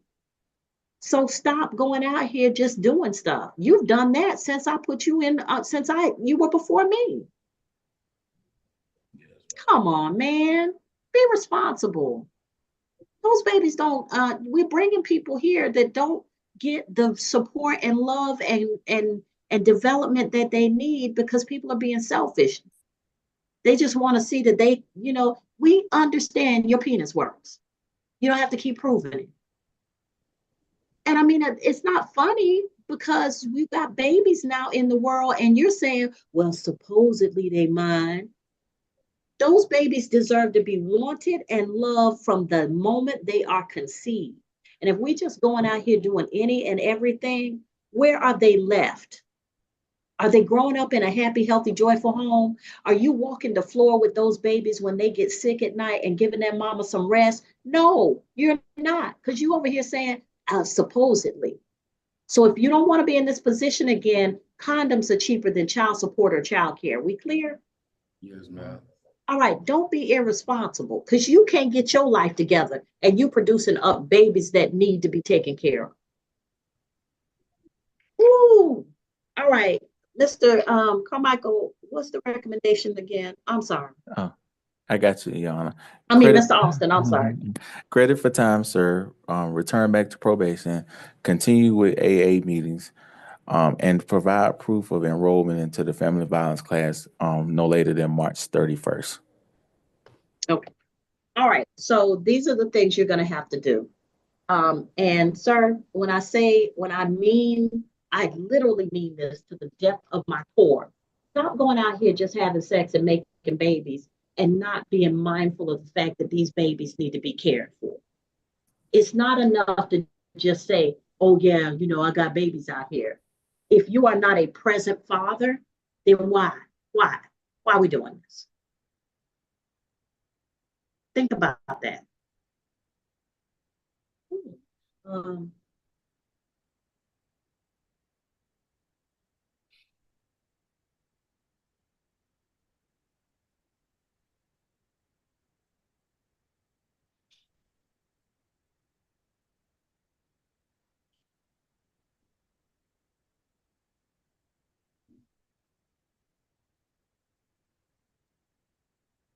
Your Honor. yeah. And this for to place in the notes that the first offender will remain intact at this time. Okay. I guess it's secure. Secure. It wouldn't just go in. If you just type in zoom.com on the computer, it'll ask you if you wish to sign it up, you know, do a bunch of services, but one of the things is join a meeting. Right. And then you just put it in your ID and the password.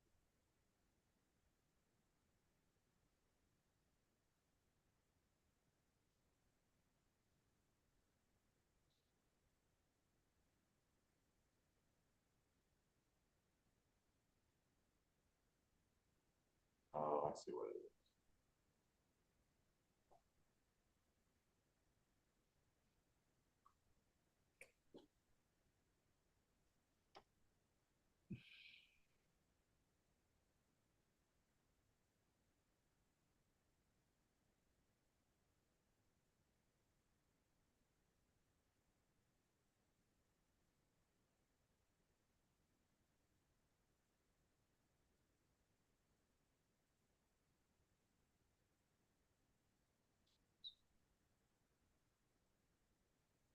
Okay, so I have defendant shall return to probation. First offender will remain at this time. Defendant shall receive credit for time served, continue AA, test for substances at each report, and enroll in family violence intervention program by March 31st, 2025. That's correct, Your Honor. All right, so he is on two separate reports. So let me go ahead and do the second one. See if I can copy this and paste.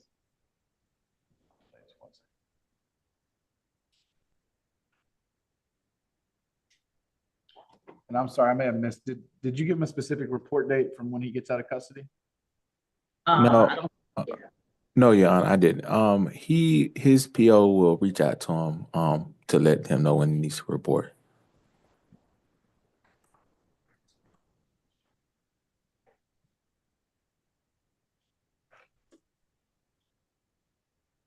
You can still apply for that one. Hold on just a second. First conviction from the clerk's office, and then you gotta fill out an application for one of the Department of Public Services. But it's been 120 days. As soon as you complete the introduction course, you can get your license back.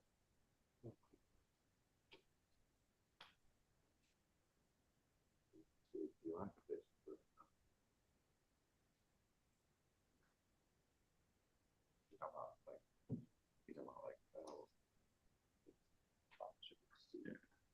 The DUI conviction is gonna create an issue for you there, but doesn't mean you can never do it. So I believe it's a you can do it for 10 years.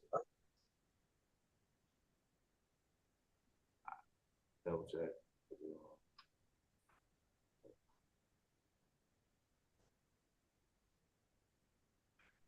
On your CDLs, right?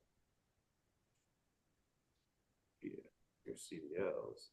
I'm talking about your normal license. As far as what you need to get your CDL, that is a different question. DUI applications. You're gonna be eligible for CDLs for a while.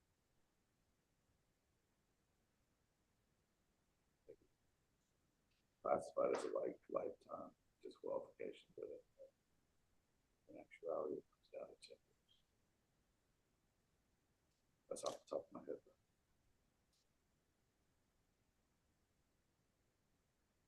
No, it's only 1 year suspension for CDL. Well, first of all, you can't rely on this because I'm just Googling it. Second offense is a lifetime ban. You still got it. Okay, I sent them both over. Remember what I said, Mr. Jackson? It's not enough to say you can have babies. It's more to say that you are being a present father. Your 12-year-old is looking to build the man that she is looking for the rest of her life. And if you wouldn't want her with the person that you are now, you need to change. Yes, ma'am. All right? Yes, ma'am. All right, go back with the sheriff's office. Thank you, Your Honor. All right, so I think this concludes all of our revocations. Am I correct, Mr. Austin? No, Judge, you still have Mr. Morris. Oh, that's right, Mr. Morris. I'm sorry. You get Mr. Yes.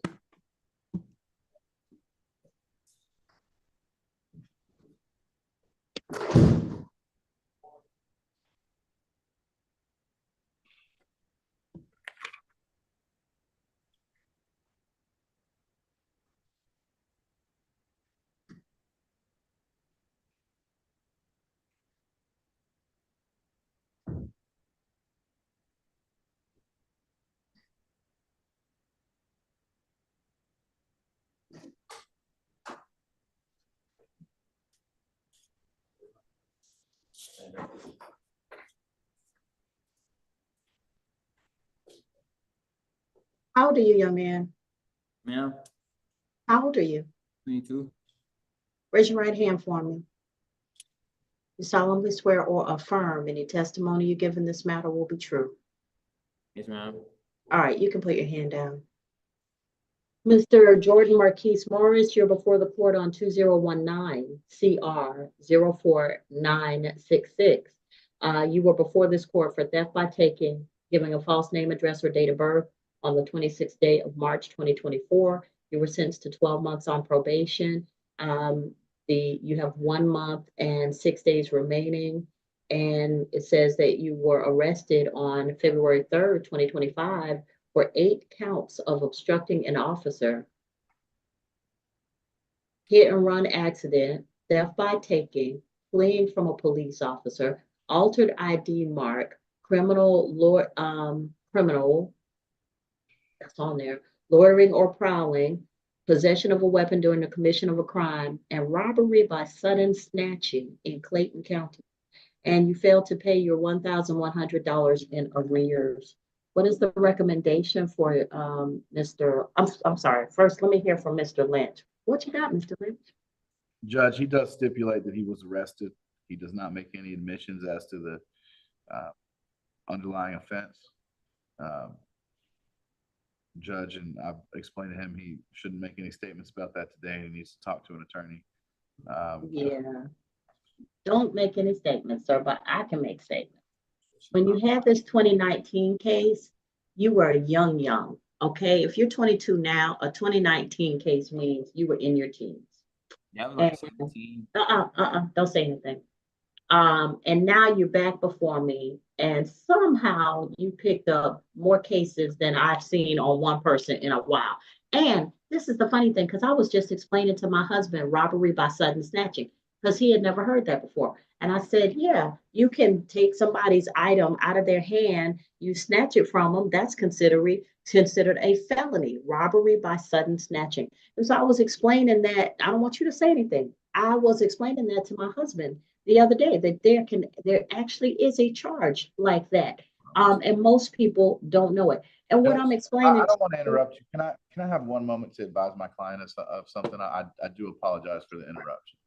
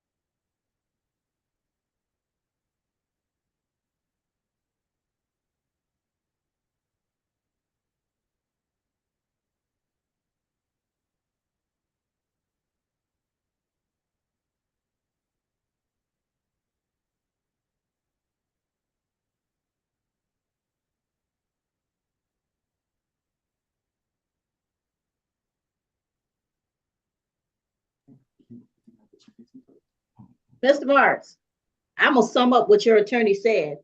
What he said was, be quiet before you mess up your defense on any of these other offenses. I'm gonna fuss at you. You just need to hush and listen, because if you say anything, it's not gonna make a difference on these other charges, and it could put you in jeopardy of messing up your defense. Summed it up. But anyway, I'm gonna fuss at you because you're 22 years old and you're in a red jumpsuit in my court for the second time. For the second time. There might be other times, but at least for probation, this is the second time. So what I want you to think about, sir, because some of this stuff you got charged with is a felony. You're not even going to be before me. What I want you to think about is this where you want your life to go? You're 22 years old. Do you want your life to look like this for the next 40 years? No, ma'am. No, ma'am. But You say that with such confidence, like, oh no, no. But do you understand that I have people who I've been on the bench 12 years now, maybe a little bit longer than that in magistrate court. Do you know I have people that I've been seeing since I was in magistrate court 12 years ago? They keep coming back. They just keep coming back. They can't get out of the system. What Mr. Lynch is trying to tell you is shut up. Let your defense work for you. And then start thinking about what I'm trying to tell you is start thinking about what you want your life to look like. You are 22 years old, but I promise you it will go so fast. Every morning I wake up, I'm 22 until my feet hit the floor and those pains and those aches start. And I remember how long it's been since I was 22 and it went fast. When I tell you those years roll by fast. And what you're about to do is waste your whole life on foolishness. What you need to do is get a plan. If you somehow get past all this stuff that you're charged with, you need a plan for what you're going to do with your life to be productive and to have a life that you can be proud of. All this foolishness here, ain't nobody impressed. You in an orange or red jumpsuit is not impressing anybody. And let me just be clear. I've had clients in the Georgia penitentiary system. I've been down to Jackson and Metro to see clients, and they a lot bigger than you. So you're not gonna do well in the prison system. I don't care if you're a seventh dan black belt. You're not gonna do well in the prison system. I'm just gonna tell you. So you might want to avoid it with all that you have in you. Are we clear? Because I've had some clients. I wouldn't want to be, other than them being my clients, wouldn't want to be locked up in a room with them. yeah. So start thinking about that. All right. What's the recommendation? Yes, Your Honor. Probation recommends revoke the balance, closed case. Sounds good to me. While you are in jail, start thinking about your life, sir. The balance of 1 month and 6 days will be revoked.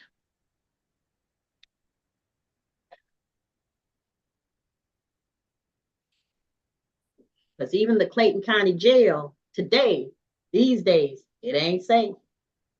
It ain't what you want.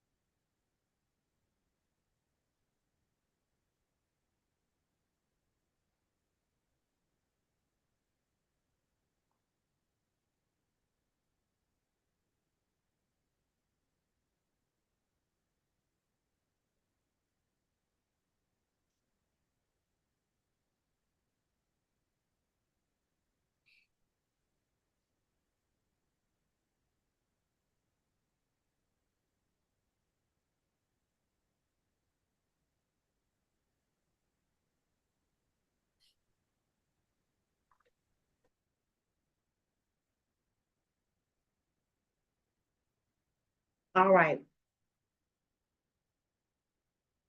Mr. Morris, don't turn 30 in the prison system, okay? Ma'am. Don't turn 25 in the prison system, okay? Think about what you're doing with your life. Going back with sheriff's office.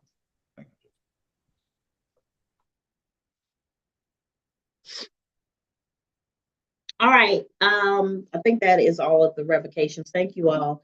Now we have, Gita Mike has been continued. Anthony, the first case will be transferred. The second case is going to be a plea. Brooks, there's a conference. Bullock is a plea. Jacobs is a plea. Rodriguez, and Samuels is a plea.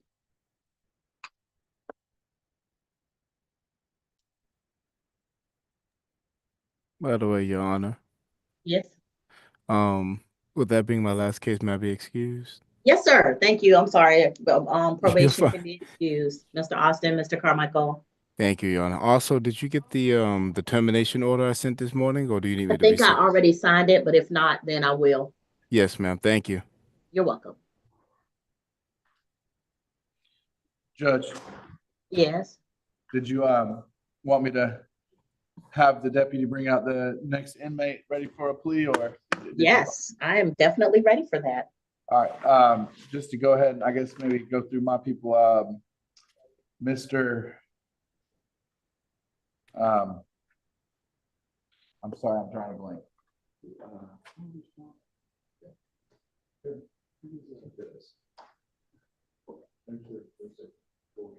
Bullock. Can you bring out Mr. Bullock? Judge, I'll ask them to bring out Mr. Bullock for a negotiated plea. Yes, sir.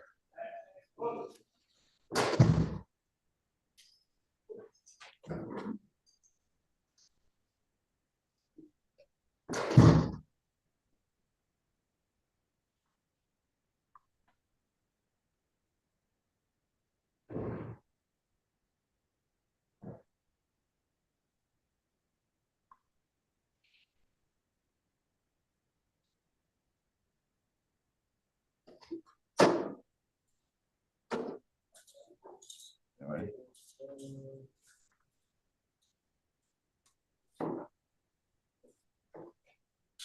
Raise your right hand for me, sir. You solemnly swear or affirm any testimony you give in this matter will be true. Yes, ma'am. All right. This is Mr. Bullock. Is that correct? Yes, ma'am. All right. 1 second, Mr. Bullock.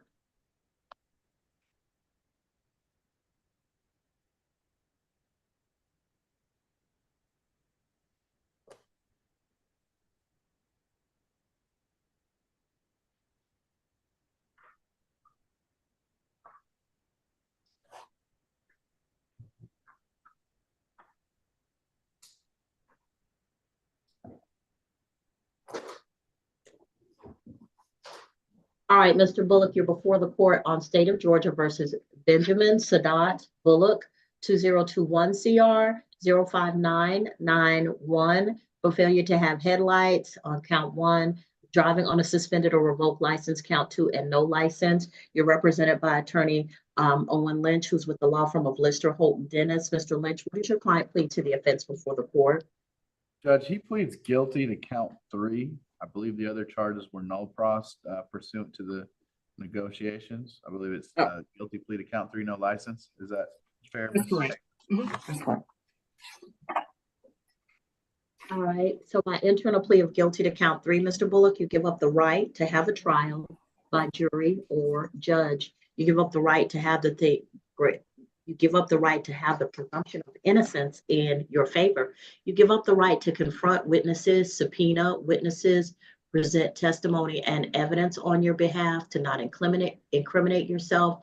And if you are not a United States citizen, a plea of guilty or no contest could negatively impact your immigration status. Do you understand all of these things? Yes, ma'am. Yes, Your Honor. All right. Factual basis and recommendation, please. Yes, Your Honor. On or about May 30th of 2021, Officer Ronald Foley, Foley, Deputy Ronald Foley, was on assigned patrol in the area of Highway 85 and Valley Hill Road, Riverdale, Clayton County, Georgia, when he observed the defendant traveling south on Highway 85 without its headlights. At that time, Deputy Foley initiated a traffic stop on the vehicle, and during his investigation, Your Honor, the officer did ask the defendant for his license. The defendant stated that he did not have it on him.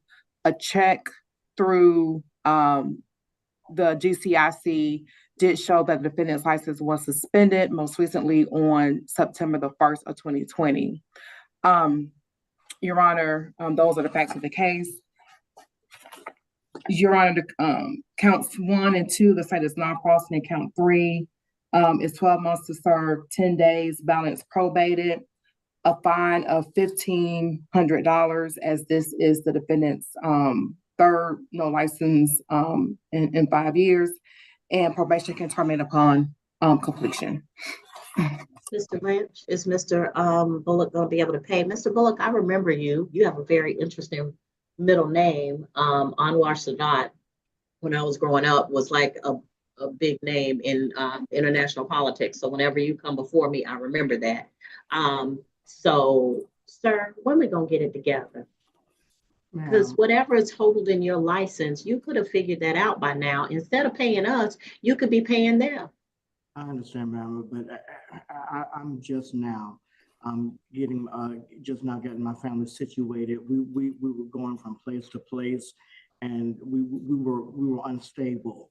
And to be honest, that's the only reason why I even missed the last court date. I would have not missed the last court date due to the situations that I was in. But now I'm stable now, so I can actually. Is this a community service, commute to community service, Mr. Lynch, or is he gonna be able to pay? Because I hate setting people up for failure. It's $1,500 with the surcharges. It's gonna be closer to $2,000 and something. If he is just getting on his feet, this might be more amenable to doing some community service. Judge, I would ask the court to commute this to community service as long as Mr. Bullock understands that he's going to have to arrange that with the probation office. He's going to have to figure out a place to do it, and he's going to have to get that done. And if it's not completed, then he could be back here. But now, Mr. Bullock, you're one of the few people where even I always say, don't just do it on the side of the road picking up trash, because you can do more to help. But I don't care where you do it. If you want to, if that's what is available to you and it works for the hours that you work, do that. That I'm fine with it. But you've been before me too many times on this foolishness, and I need you to get, like you said, get your family straight, get your finances straight, because you can't live like this. No, ma'am, you're right. Okay, so I'm going to accept your plea of guilty to count 3. Counts 1 and 2 will be no pros, 12 months to serve, 10 days, balance, credit for time served, balance will be probated for you to pay a fine in the amount of $1,500. In lieu of the fine, it will be converted to 150 hours of community service. As soon as you have completed the 150 hours of community service, your probation can terminate. Be diligent about it, Mr. Bullock. And I know it's hard, but once you get started, just be diligent. Find a time that works for you. And if it takes you 10 months to do it, just do it. We clear? Keep track of your hours. Make sure that you have a hard copy of your hours that you keep track of, that you can produce to probation to show and don't wait to start, please. Yes, talk to probation. Once you do your intake and you have your first meeting with your probation officers, do not wait. Talk about, I'll start in 6 months because I'll have plenty of time. Don't wait to start, okay? Yes, ma'am. All right, you can go back with the sheriff's office. Thank you. Judge, and if we're if no one has, if we could do Mr. Blake next for the criminal trespass charge. Mr. Who? Mr. Anthony. I keep getting it backwards. Mr. Okay, so here's the other thing. Somebody's on, I guess, Miss Hemphill. Miss Hemphill, are you on? Somebody's on for Samuel, and I don't know if it's a witness, a victim, I don't know, but I know they've been patient. Huh? Yes, ma'am, Your Honor. It's the victim for Mr. Samuel. Okay, so if we can get to Samuel soon too, I know that the person is probably working, so I want to make sure that we get them. Ms. Hempfield, did you get what I dropped off? Yes, ma'am. Thank you so All right, much. was that what you needed? Yes, ma'am. All right, cool. Thank you. Mr. Taylor, Yes, Your Honor. are you on Anthony or who's next? I'm on Anthony, but if you wanted to go to a different case, that's fine. Or Can we do Samuel? And that way the lady who's waiting, I guess, can get back to work because I don't see anybody else waiting for any other case. Yes, Your Honor. All right, thank you.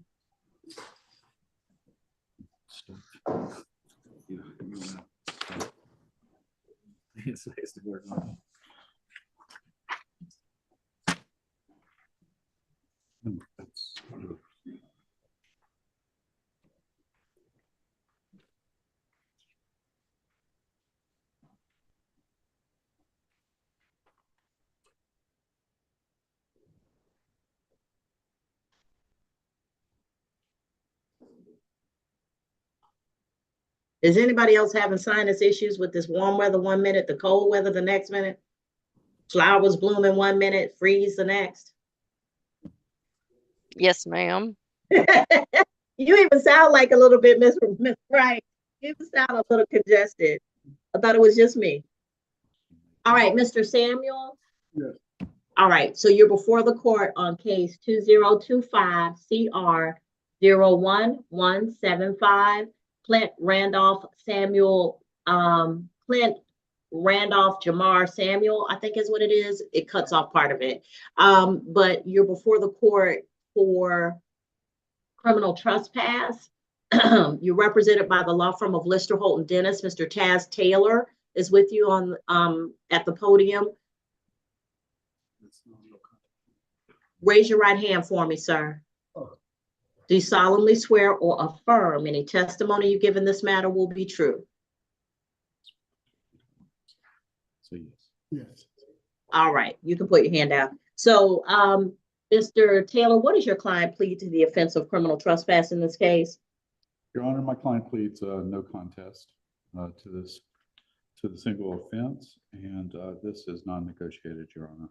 All right.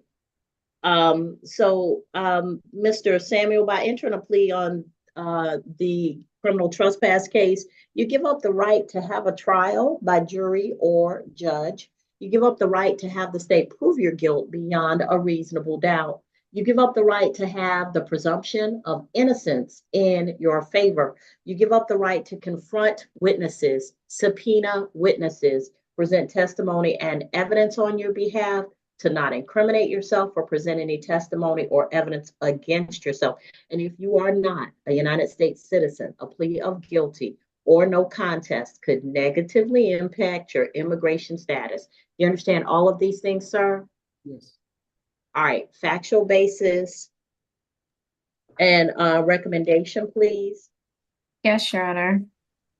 On January the 10th, 2025, officers responded to 639 Garden Walk Boulevard, located here in Clayton County, Georgia. When officers arrived on scene, they made contact with the Andreas Betty, and I'll spell that Arnetress. Last name is Betty, Beatty. Do apologize if I'm mispronouncing the name. There was a verbal altercation leading to the defendant breaking the property of the victim. It's my understanding that the offender took a plate and broke the plate. Those are the facts of the case, Your Honor.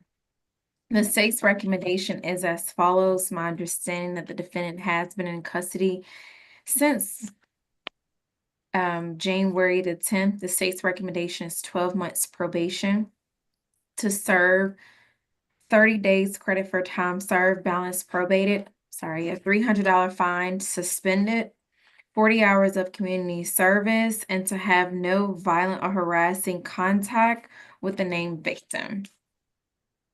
All right. And the balance of probation can suspend upon completion. Okay. So, what's the relationship between these people, Mr. Taylor?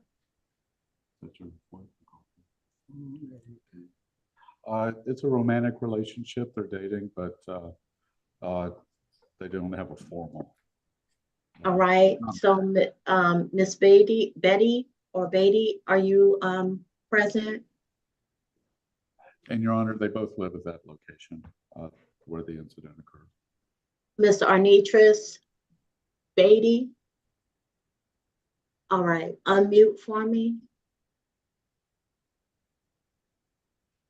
Yes, can you hear me, Your Honor? I hear you just fine, ma'am. Is there anything you wish to tell me about this situation? Okay. I'm sorry, Can you said what? I said, is there anything you wish to tell me about this situation? I just saw at the time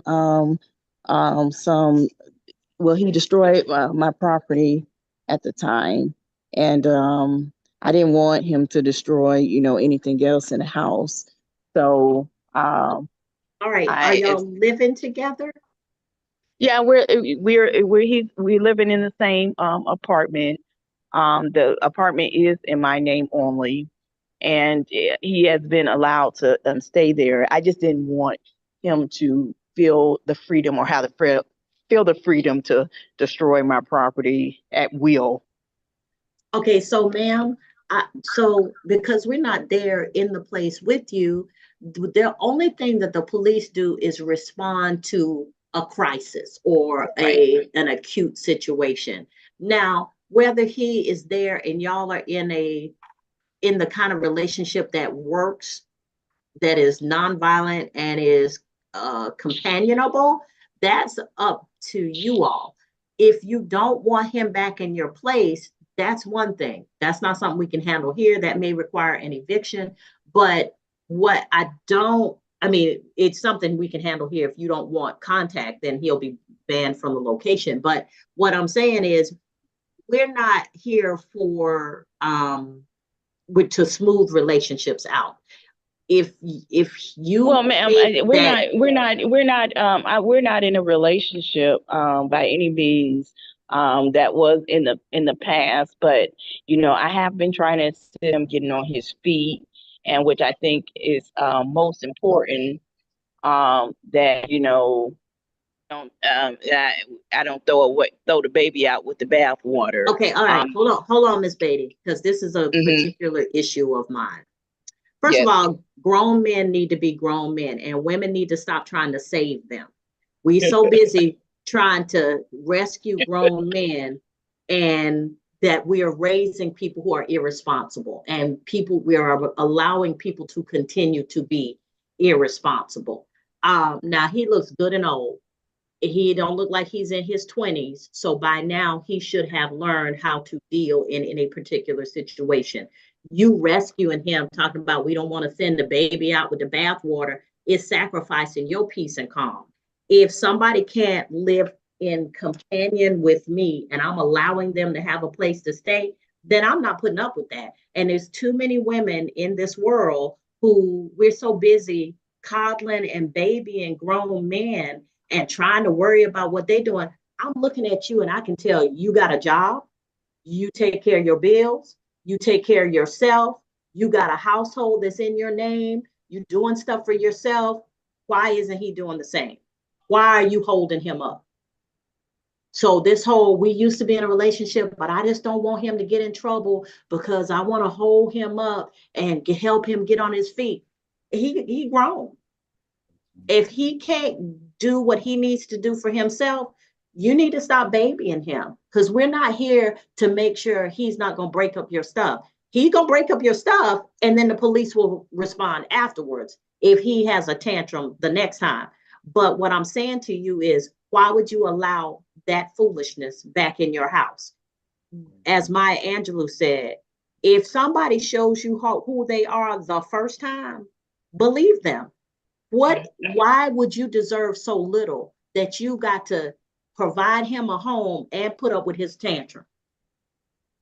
When have women started to see themselves as so little that we got to put a man on our back and walk him around? I think I'm always kind of been by nature like a trainer and a developer, and Well, I then don't feel train him like, and and I don't feel develop like I'm him. coddling him. You I are. feel like Why he don't have a and house? I'm sorry. Why he don't have a house? Well, I mean, you'd have to ask him, but I just feel like he's not taking care of what he needs to take care of. Because if you really want a house, you're gonna do what you need to do to get one. Exactly. But what you're Mm-hmm. saying is, while you're not taking care of what you need to take care of, I'm gonna hold you up and I'm gonna let you live in my house and mess up my peace of mind. That's what you're saying. That it's okay that you're not doing what you're doing. I'm being a responsible adult and I'm doing everything I need to do to take care of myself, but you're not. But I'm gonna hold you up and help you while you be irresponsible and I'm being responsible.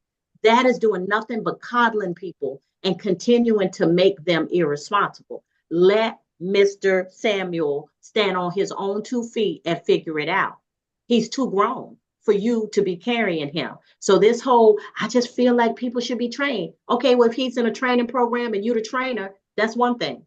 But if he's in your house breaking up everything and he's destroying your peace, why are you putting up with that?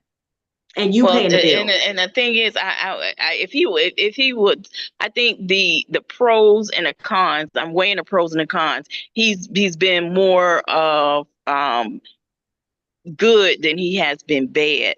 But I'm like a no nonsense, kind of person. Like No, ma'am. when I'm I no saw the nonsense. destructive. I'm sorry.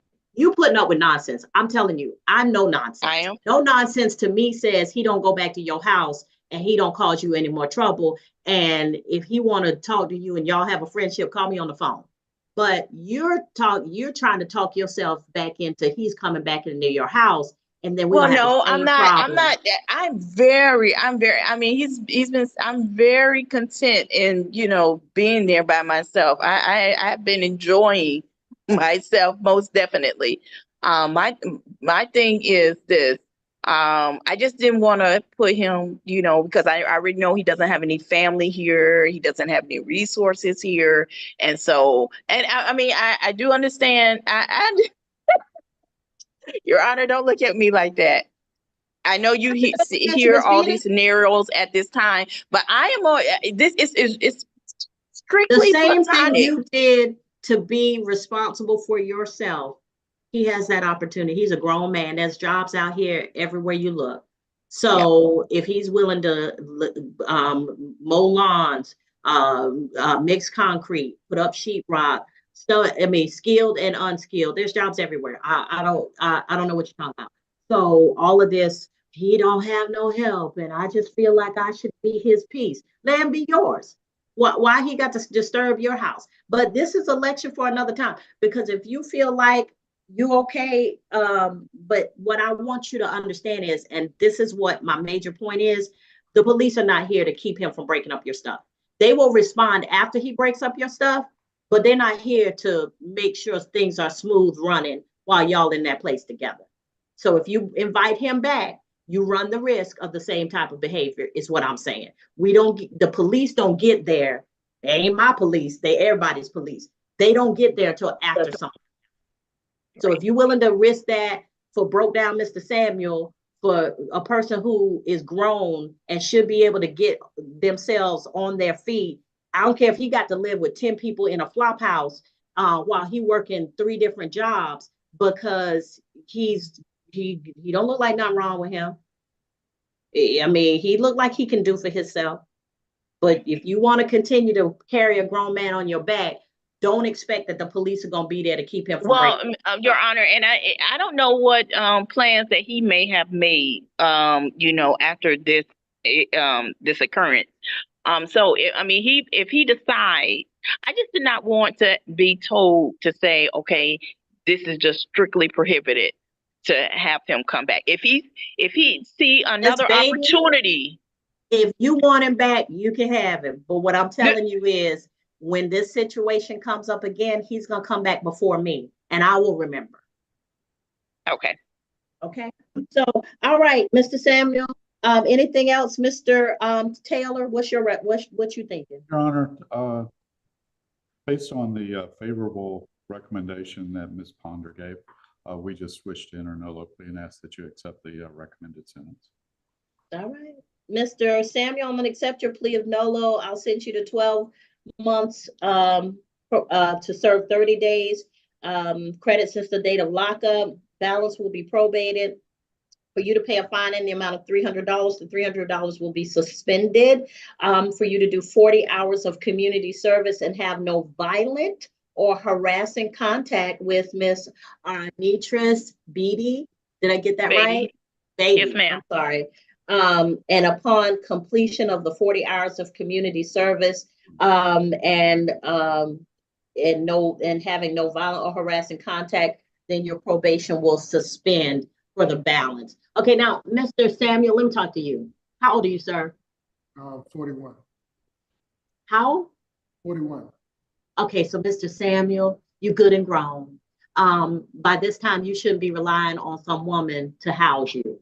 You need to go out there and find you not one, not two, but 3 good jobs, and make you some money and get you a little room and house or someplace to stay. But if you in somebody else's house and their name is on the lease or the mortgage, you don't get to break up their stuff. You don't get to show out and have a tantrum in somebody else's house. You don't get to be the man in somebody else's house. We got to stop this whole theory of, well, I'm a man. No, if her name is on the lease, it's her house. You have the status of a child in her house because she's paying for it. She got the lease. She's the one taking care of you. So if you want to be a man and throw your weight around, get your own. We clear? Yes, ma'am. I don't believe in coddling men. I don't.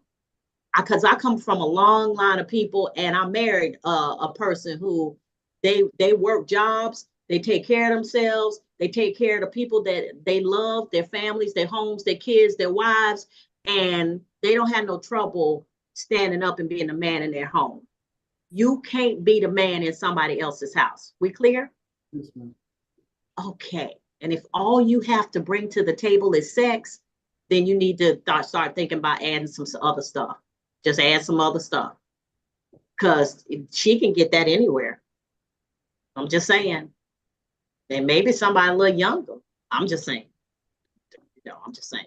So just please be mindful. You don't get to throw your weight around in somebody else's house. All right, you can go back with the sheriff's office. All right, Miss Beatty, I hope it works out. All right. Thank you so much, Your Honor. You're welcome. All right. The last 3 cases are Anthony Brooks. I'm sorry, 4 cases, Jacobs and Rodriguez.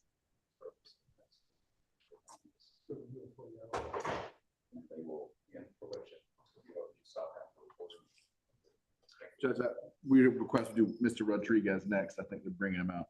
That's fine.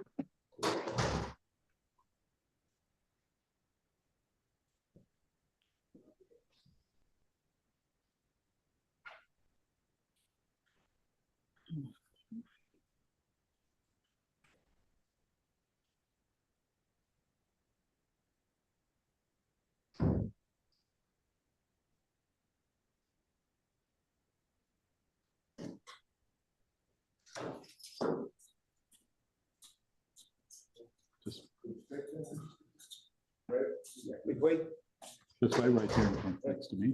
Okay. Just right here, sir. All right, Mr. Rodriguez, raise your right hand for me. He can't, Your Honor. He's holding a urine bag. Oh, okay.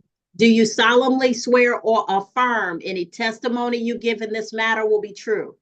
Yes, ma'am. Okay. So, Mr. Rodriguez, this is 2025 CR 01237, State of Georgia versus Felipe Rodriguez. For simple battery, count 1, and criminal trespass, count 2. Mr. Taylor is your attorney. Mr. Taylor, what is Mr. Rodriguez plea on these cases? Mr. Rodriguez pleads guilty to counts 1 and count 2. By entering a plea of guilty to count 1 and 2, sir, you give up the right to have a trial by jury or judge. You give up the right to have the state prove your guilt beyond a reasonable doubt. You give up the right to have the presumption of innocence in your favor. You give up the right to present evidence and testimony on your behalf, to not incriminate yourself, And if you're not a United States citizen, a plea of guilty or no contest could negatively impact your immigration status. You understand all of these things? Yes, ma'am. All right, factual basis and recommendation, please.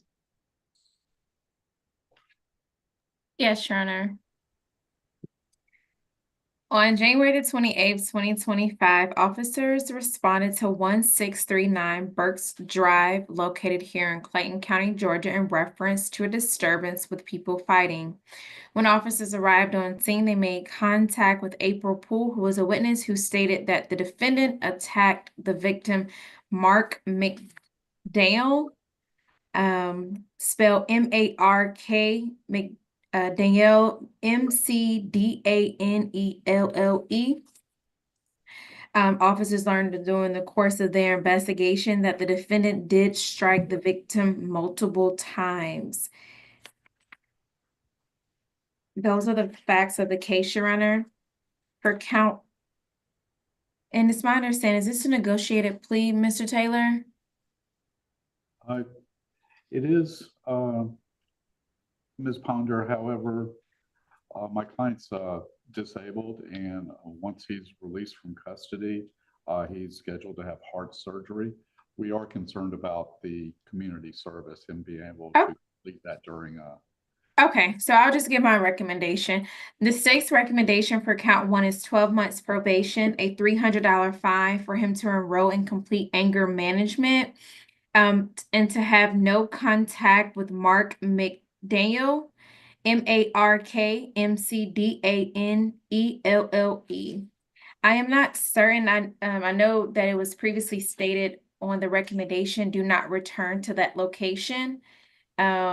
I'm not sure if your client will have any issues, but I would do a do not return to 1639 Burks Drive, Lake City, Georgia, 30260. The state did not include community service. Ms. Ponder, just wanted to let you know that was his residence. He just needs a one-time opportunity to go back with sheriff supervision. Okay, and I'll just defer to the court on that matter. Okay, what's the recommendation for count 2? Count 2, Your Honor, count 2 will run concurrent to count 1, which is 12 months probation. Okay.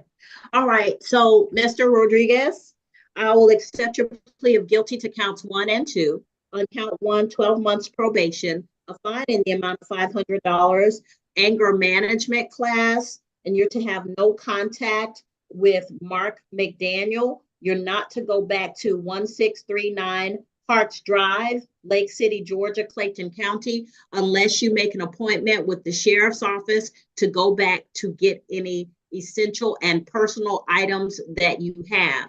On that date, the sheriffs will only stand by to keep the peace. You need to have the ability to carry and take away your items and transport your items. And so anything that has to be moved, you or your friends and family members need to move them and transport them away. The sheriff is only there to stand by to keep the peace, okay? All right, count 2 will run concurrent with count 1, 12 months probation. All right, you can go back with the sheriff's office. Thank you, Your Honor. Thank you. All right, who's next? One moment, Judge. I thought Ms. Ponder said $300 fine. Was it 3 or 5? Ooh, I'm sorry. It was 3. Progressive. I'm sorry. Please make that change for me. Yes, ma'am. I wrote down what looked like 3, but yeah. Sorry.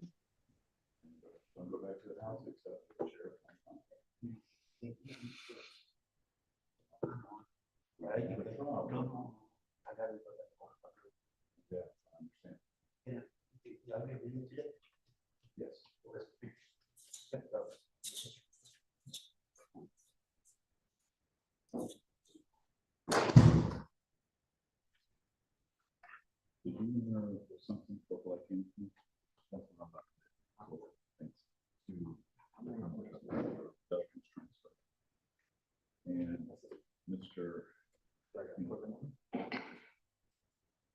Well, we mute the mic.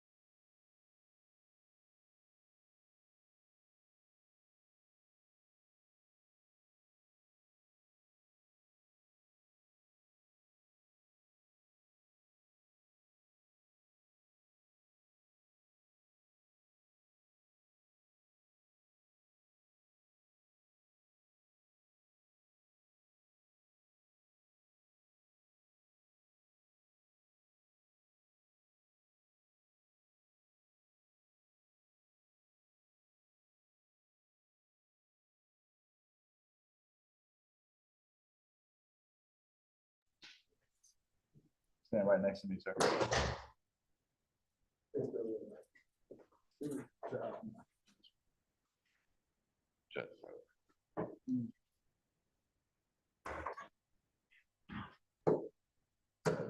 Is this Anthony, Mr. Lynch? Okay, thank you.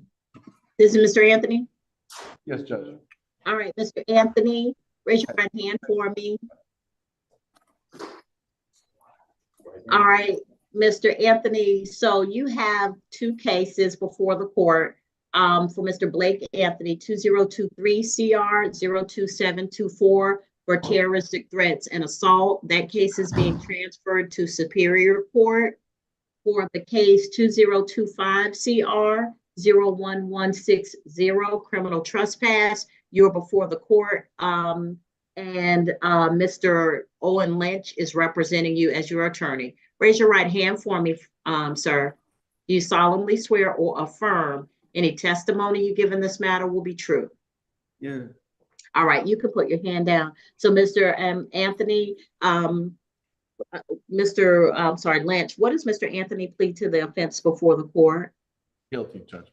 All right, by entering a plea of guilty, sir, you give up the right to have a trial by jury or judge. You give up the right to have the state prove your guilt beyond a reasonable doubt. You give up the right to have the presumption of innocence in your favor. You give up the right to confront witnesses, subpoena witnesses, present testimony and evidence on your behalf, to not incriminate yourself or present any testimony or evidence against yourself. And if you are not a United States citizen, a plea of guilty or no contest could negatively impact your immigration status. Do you understand all of these things? Yeah. All right. Factual basis and recommendation, please. Yes, Your Honor. On or about January the 6th of 2025, Officer Alexa, Alexer Dexter, was dispatched to a minor disturbance at 5390 Riverdale Road, Atlanta, Georgia, 30349, Clayton County, also known as the Quick Trip. Upon his arrival, he spoke with one of the employees, Mr. Jackson Gaunt, Gaunt, who stated that the defendant, who had previously been issued a criminal trespass warning, was back on the property. Officer Dexter made contact with the defendant, who stated that he was waiting for his ride to arrive. Officer Dexter asked the defendant if he remembered speaking with officers and being informed about the criminal trespass warning. The defendant stated that he did not recall. At that time, Officer Dexter contacted dispatch to confirm the criminal trespass warning, and dispatch confirmed the warning under case number 24071828. At that time, the defendant was placed under arrest. Those are the facts of the case. Your Honor, for count one, the state's recommendation is 12 months to serve, 60 days, balance suspended, and the defendant can receive credit for since the date of lockup. Excuse me. All right, Mr. Lynch. Yes, Judge. I would just ask the court accept the negotiation. All right. So, Mr. Anthony, I'm going to accept your plea of guilty. I'll send you to 12 months to serve 60 days. Credit since the date of lockup. The balance will be suspended as long as you do not go back to the quick trip, okay? So you said 60 days? Yes, sir, but you'll get credit since you got arrested. All right. And, what's the day I can get released? Mr. Lynch is going to be able to talk to the, I guess he may be able to figure that out for you, okay? Because I don't have the date you got arrested, okay? I thought it was the 6th. Well, Judge, it was the 6th. I'll explain how the time worked for him. Okay, thank you. Go back with the sheriff's officer. All right, and Brooks and Jacobs are the last two cases.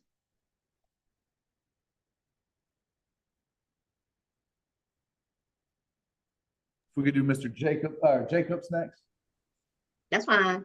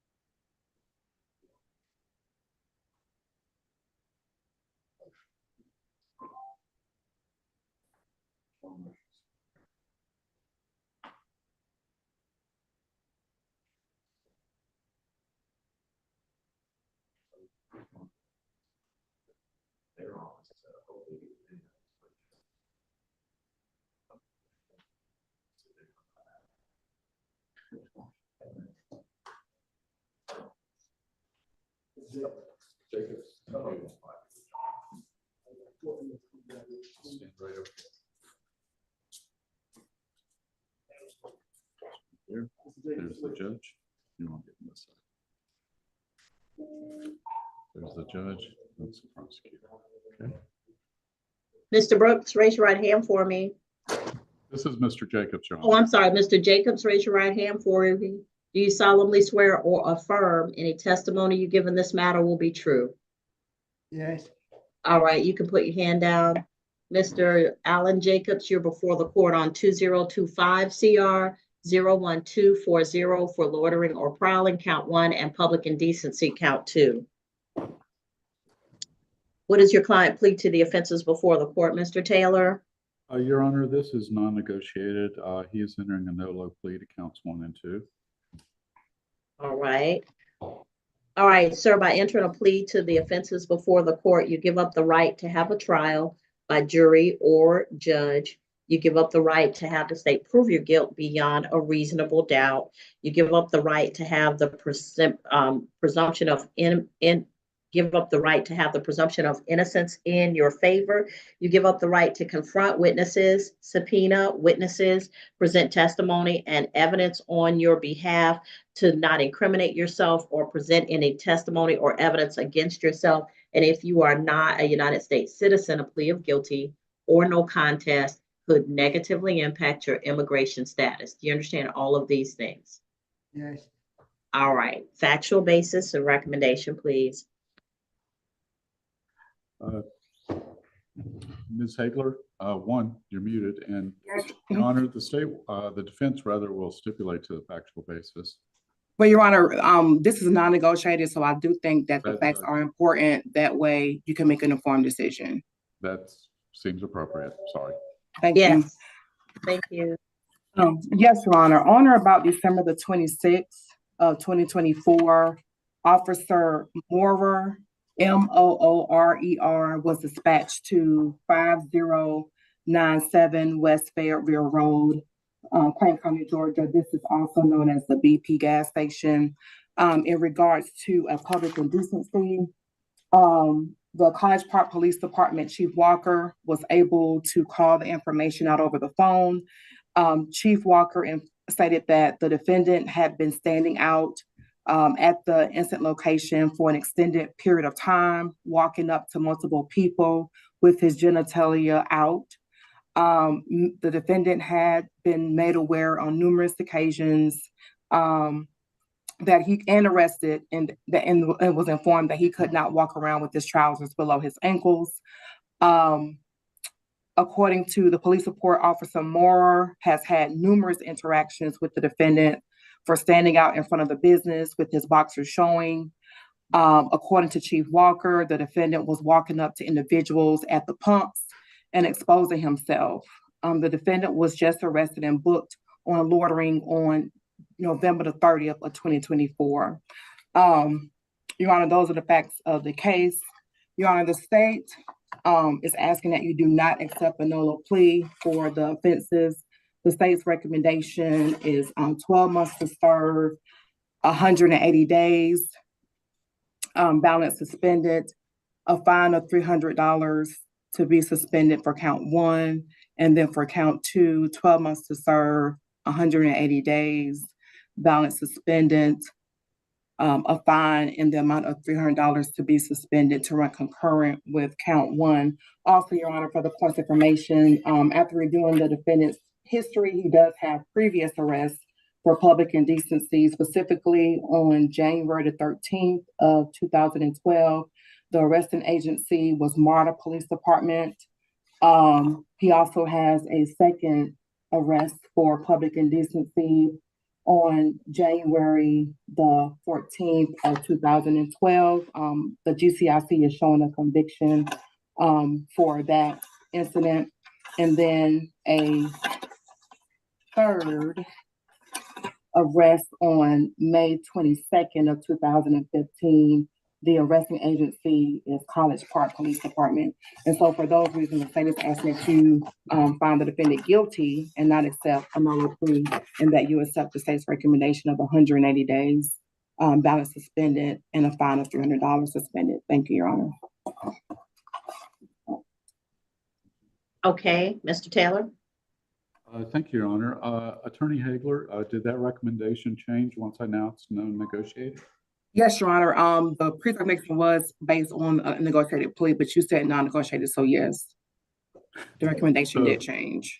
So the recommendation changed because I entered a non-negotiated plea of 90 days. Thank you.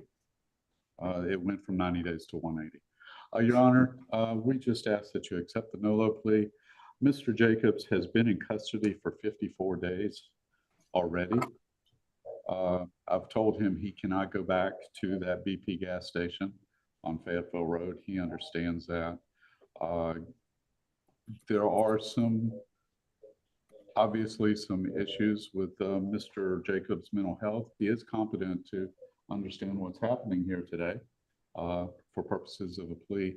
However, I don't think that further incarceration is going to help Mr. Jacobs.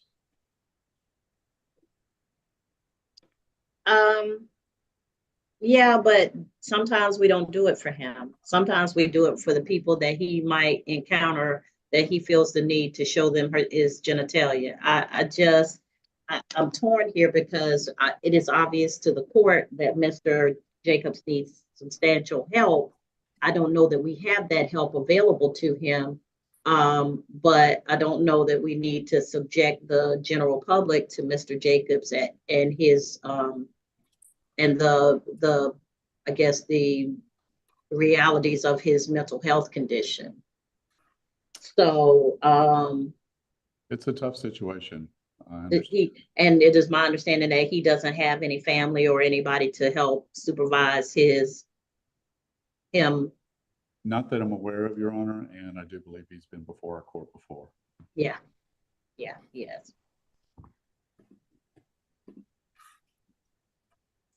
The other issue that I have to weigh is whether he will be victimized in jail. I don't know that he can take care of himself in the jail.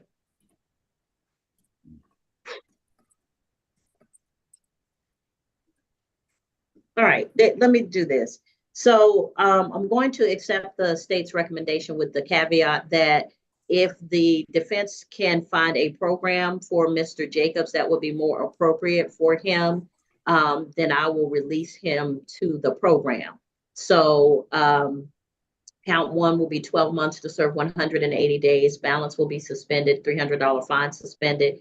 Count 2 will run concurrent, 12 months, 180 days. Balance suspended, fines suspended, $300 fine suspended. Mr. Jacobs will receive credit since the date of lockup.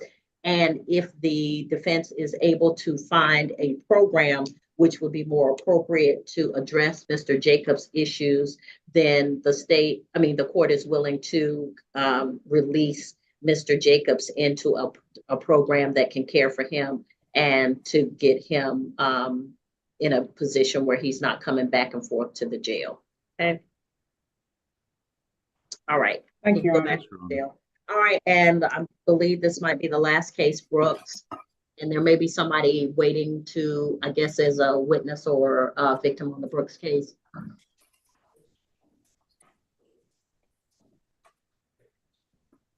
Yes, the victim is on, Your Honor. And Your Honor, I just have a question regarding Kyle Prescott.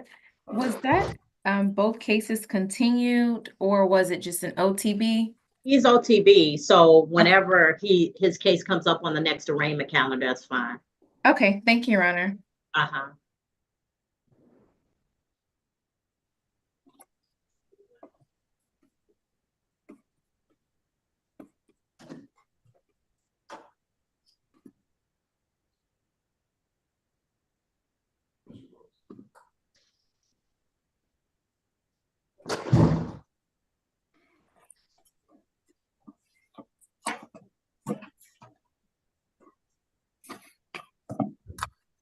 So, ma'am, this case is being live streamed. You okay up here and on camera with your bonnet on? I know we're in a bonnet culture where everybody seems to wear their bonnet for every situation, but at some point, is there a period of time where the bonnet comes off and you actually fix your hair to look like you got something going on? Okay. This is Mr. Brooks, Anthony Lamar Brooks. Mr. Brooks is before the court 2025 CR 00021 for simple battery, family violence count 1, and simple battery count 2.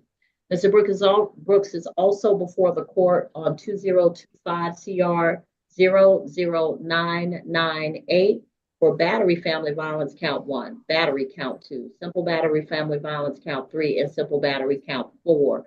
Mr. Brooks is represented by the law firm of Lister Holton Dennis. Mr. Taylor is with him at the podium. Mr. Taylor, Mr. Brooks, raise your right hand for me. Raise your hand.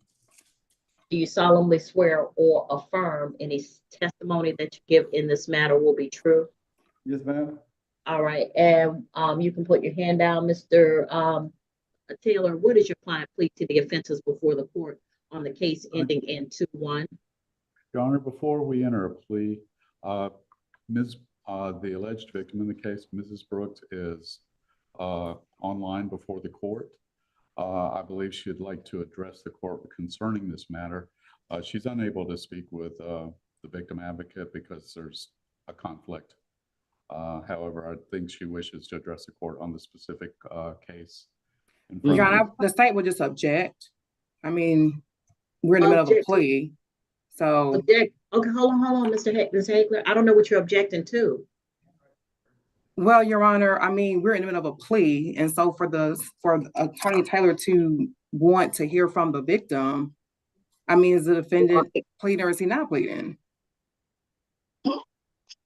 I mean, unless does she wish to make a statement in open court about the case? I mean, She does. She wishes Okay. to make a statement on the record. Your Honor, the state would object to allowing the victim at this time in this case to make a statement to the court prior to the defendant taking the plea, in which the victim is entitled at that point to make a victim impact statement. It would just be inappropriate for, it appears that, it could be the wrong assumption that counsel is trying to pre-try the case with the court prior to the plea negotiation. Now, if there's anything that she would like to address to our office or provide, but I think at this time, this phase of the plea, it would be inappropriate for her to make any statements. Yeah, so if this was a trial, then she could be put on trial at the appropriate time. this is a plea, which means that the plea and then the impact statement. And so I'm not sure why we would deviate in this case. So, Your Honor, our situation is such that she's here to make a statement before the court concerning the factual basis of the case.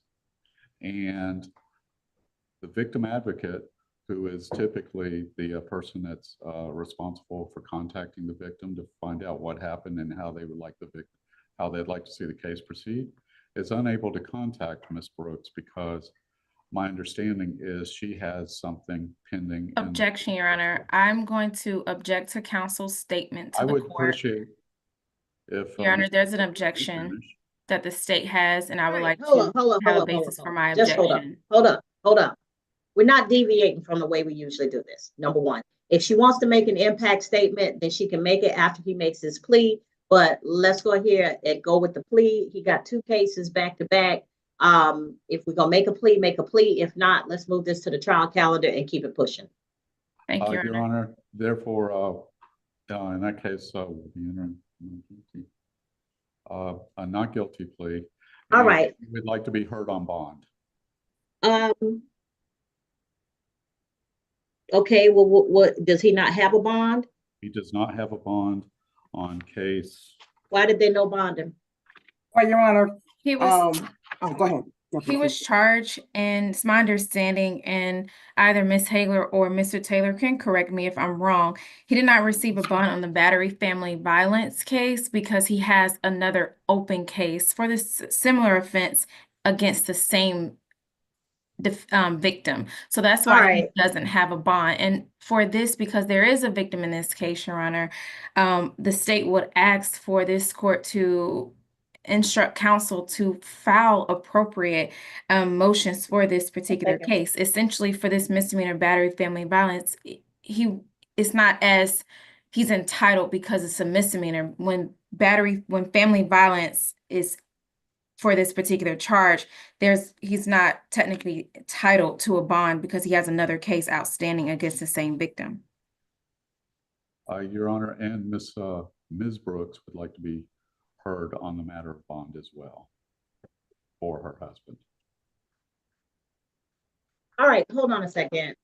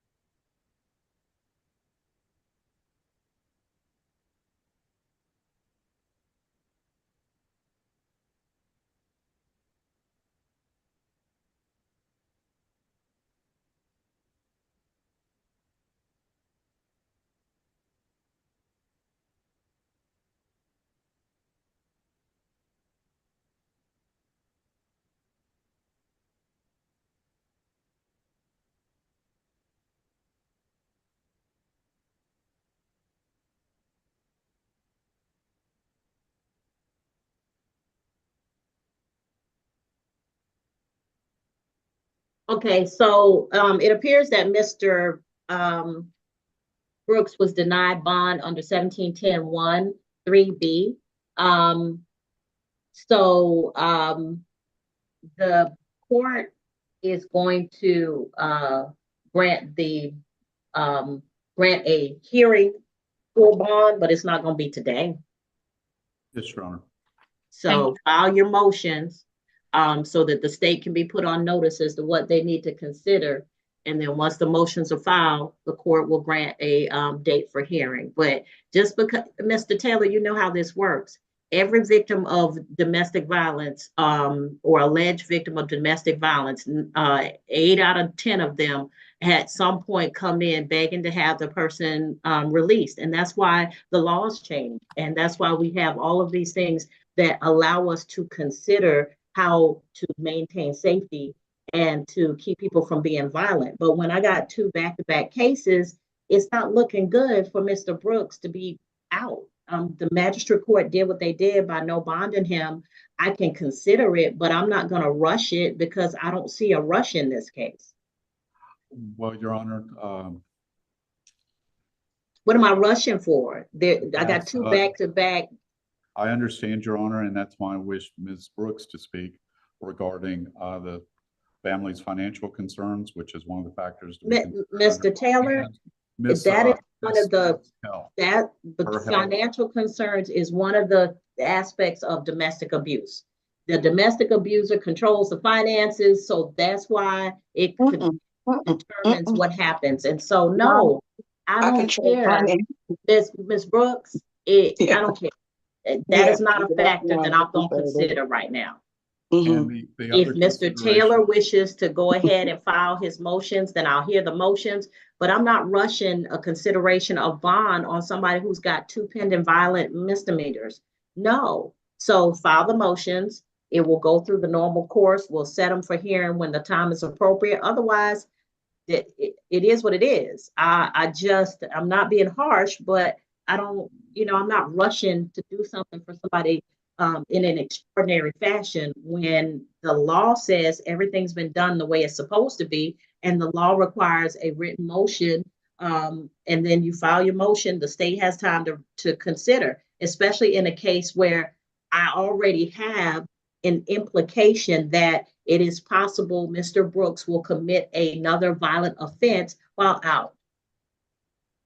Back-to-back offenses at least give me that under the Ayala factors. And so I'm not rushing this. Mr. Taylor, file the motion. Thank you, Your Honor. All right, we'll accept the not guilty. You can go back with the sheriff's office. And it is my understanding that we have concluded this calendar. Is there anything else outstanding that I need to consider? Otherwise, I'll be signing. Nothing from the state, Your Honor. All right, thank you. See you on Thursday. Have a good day. All right, take care. You too. Bye. Or tomorrow.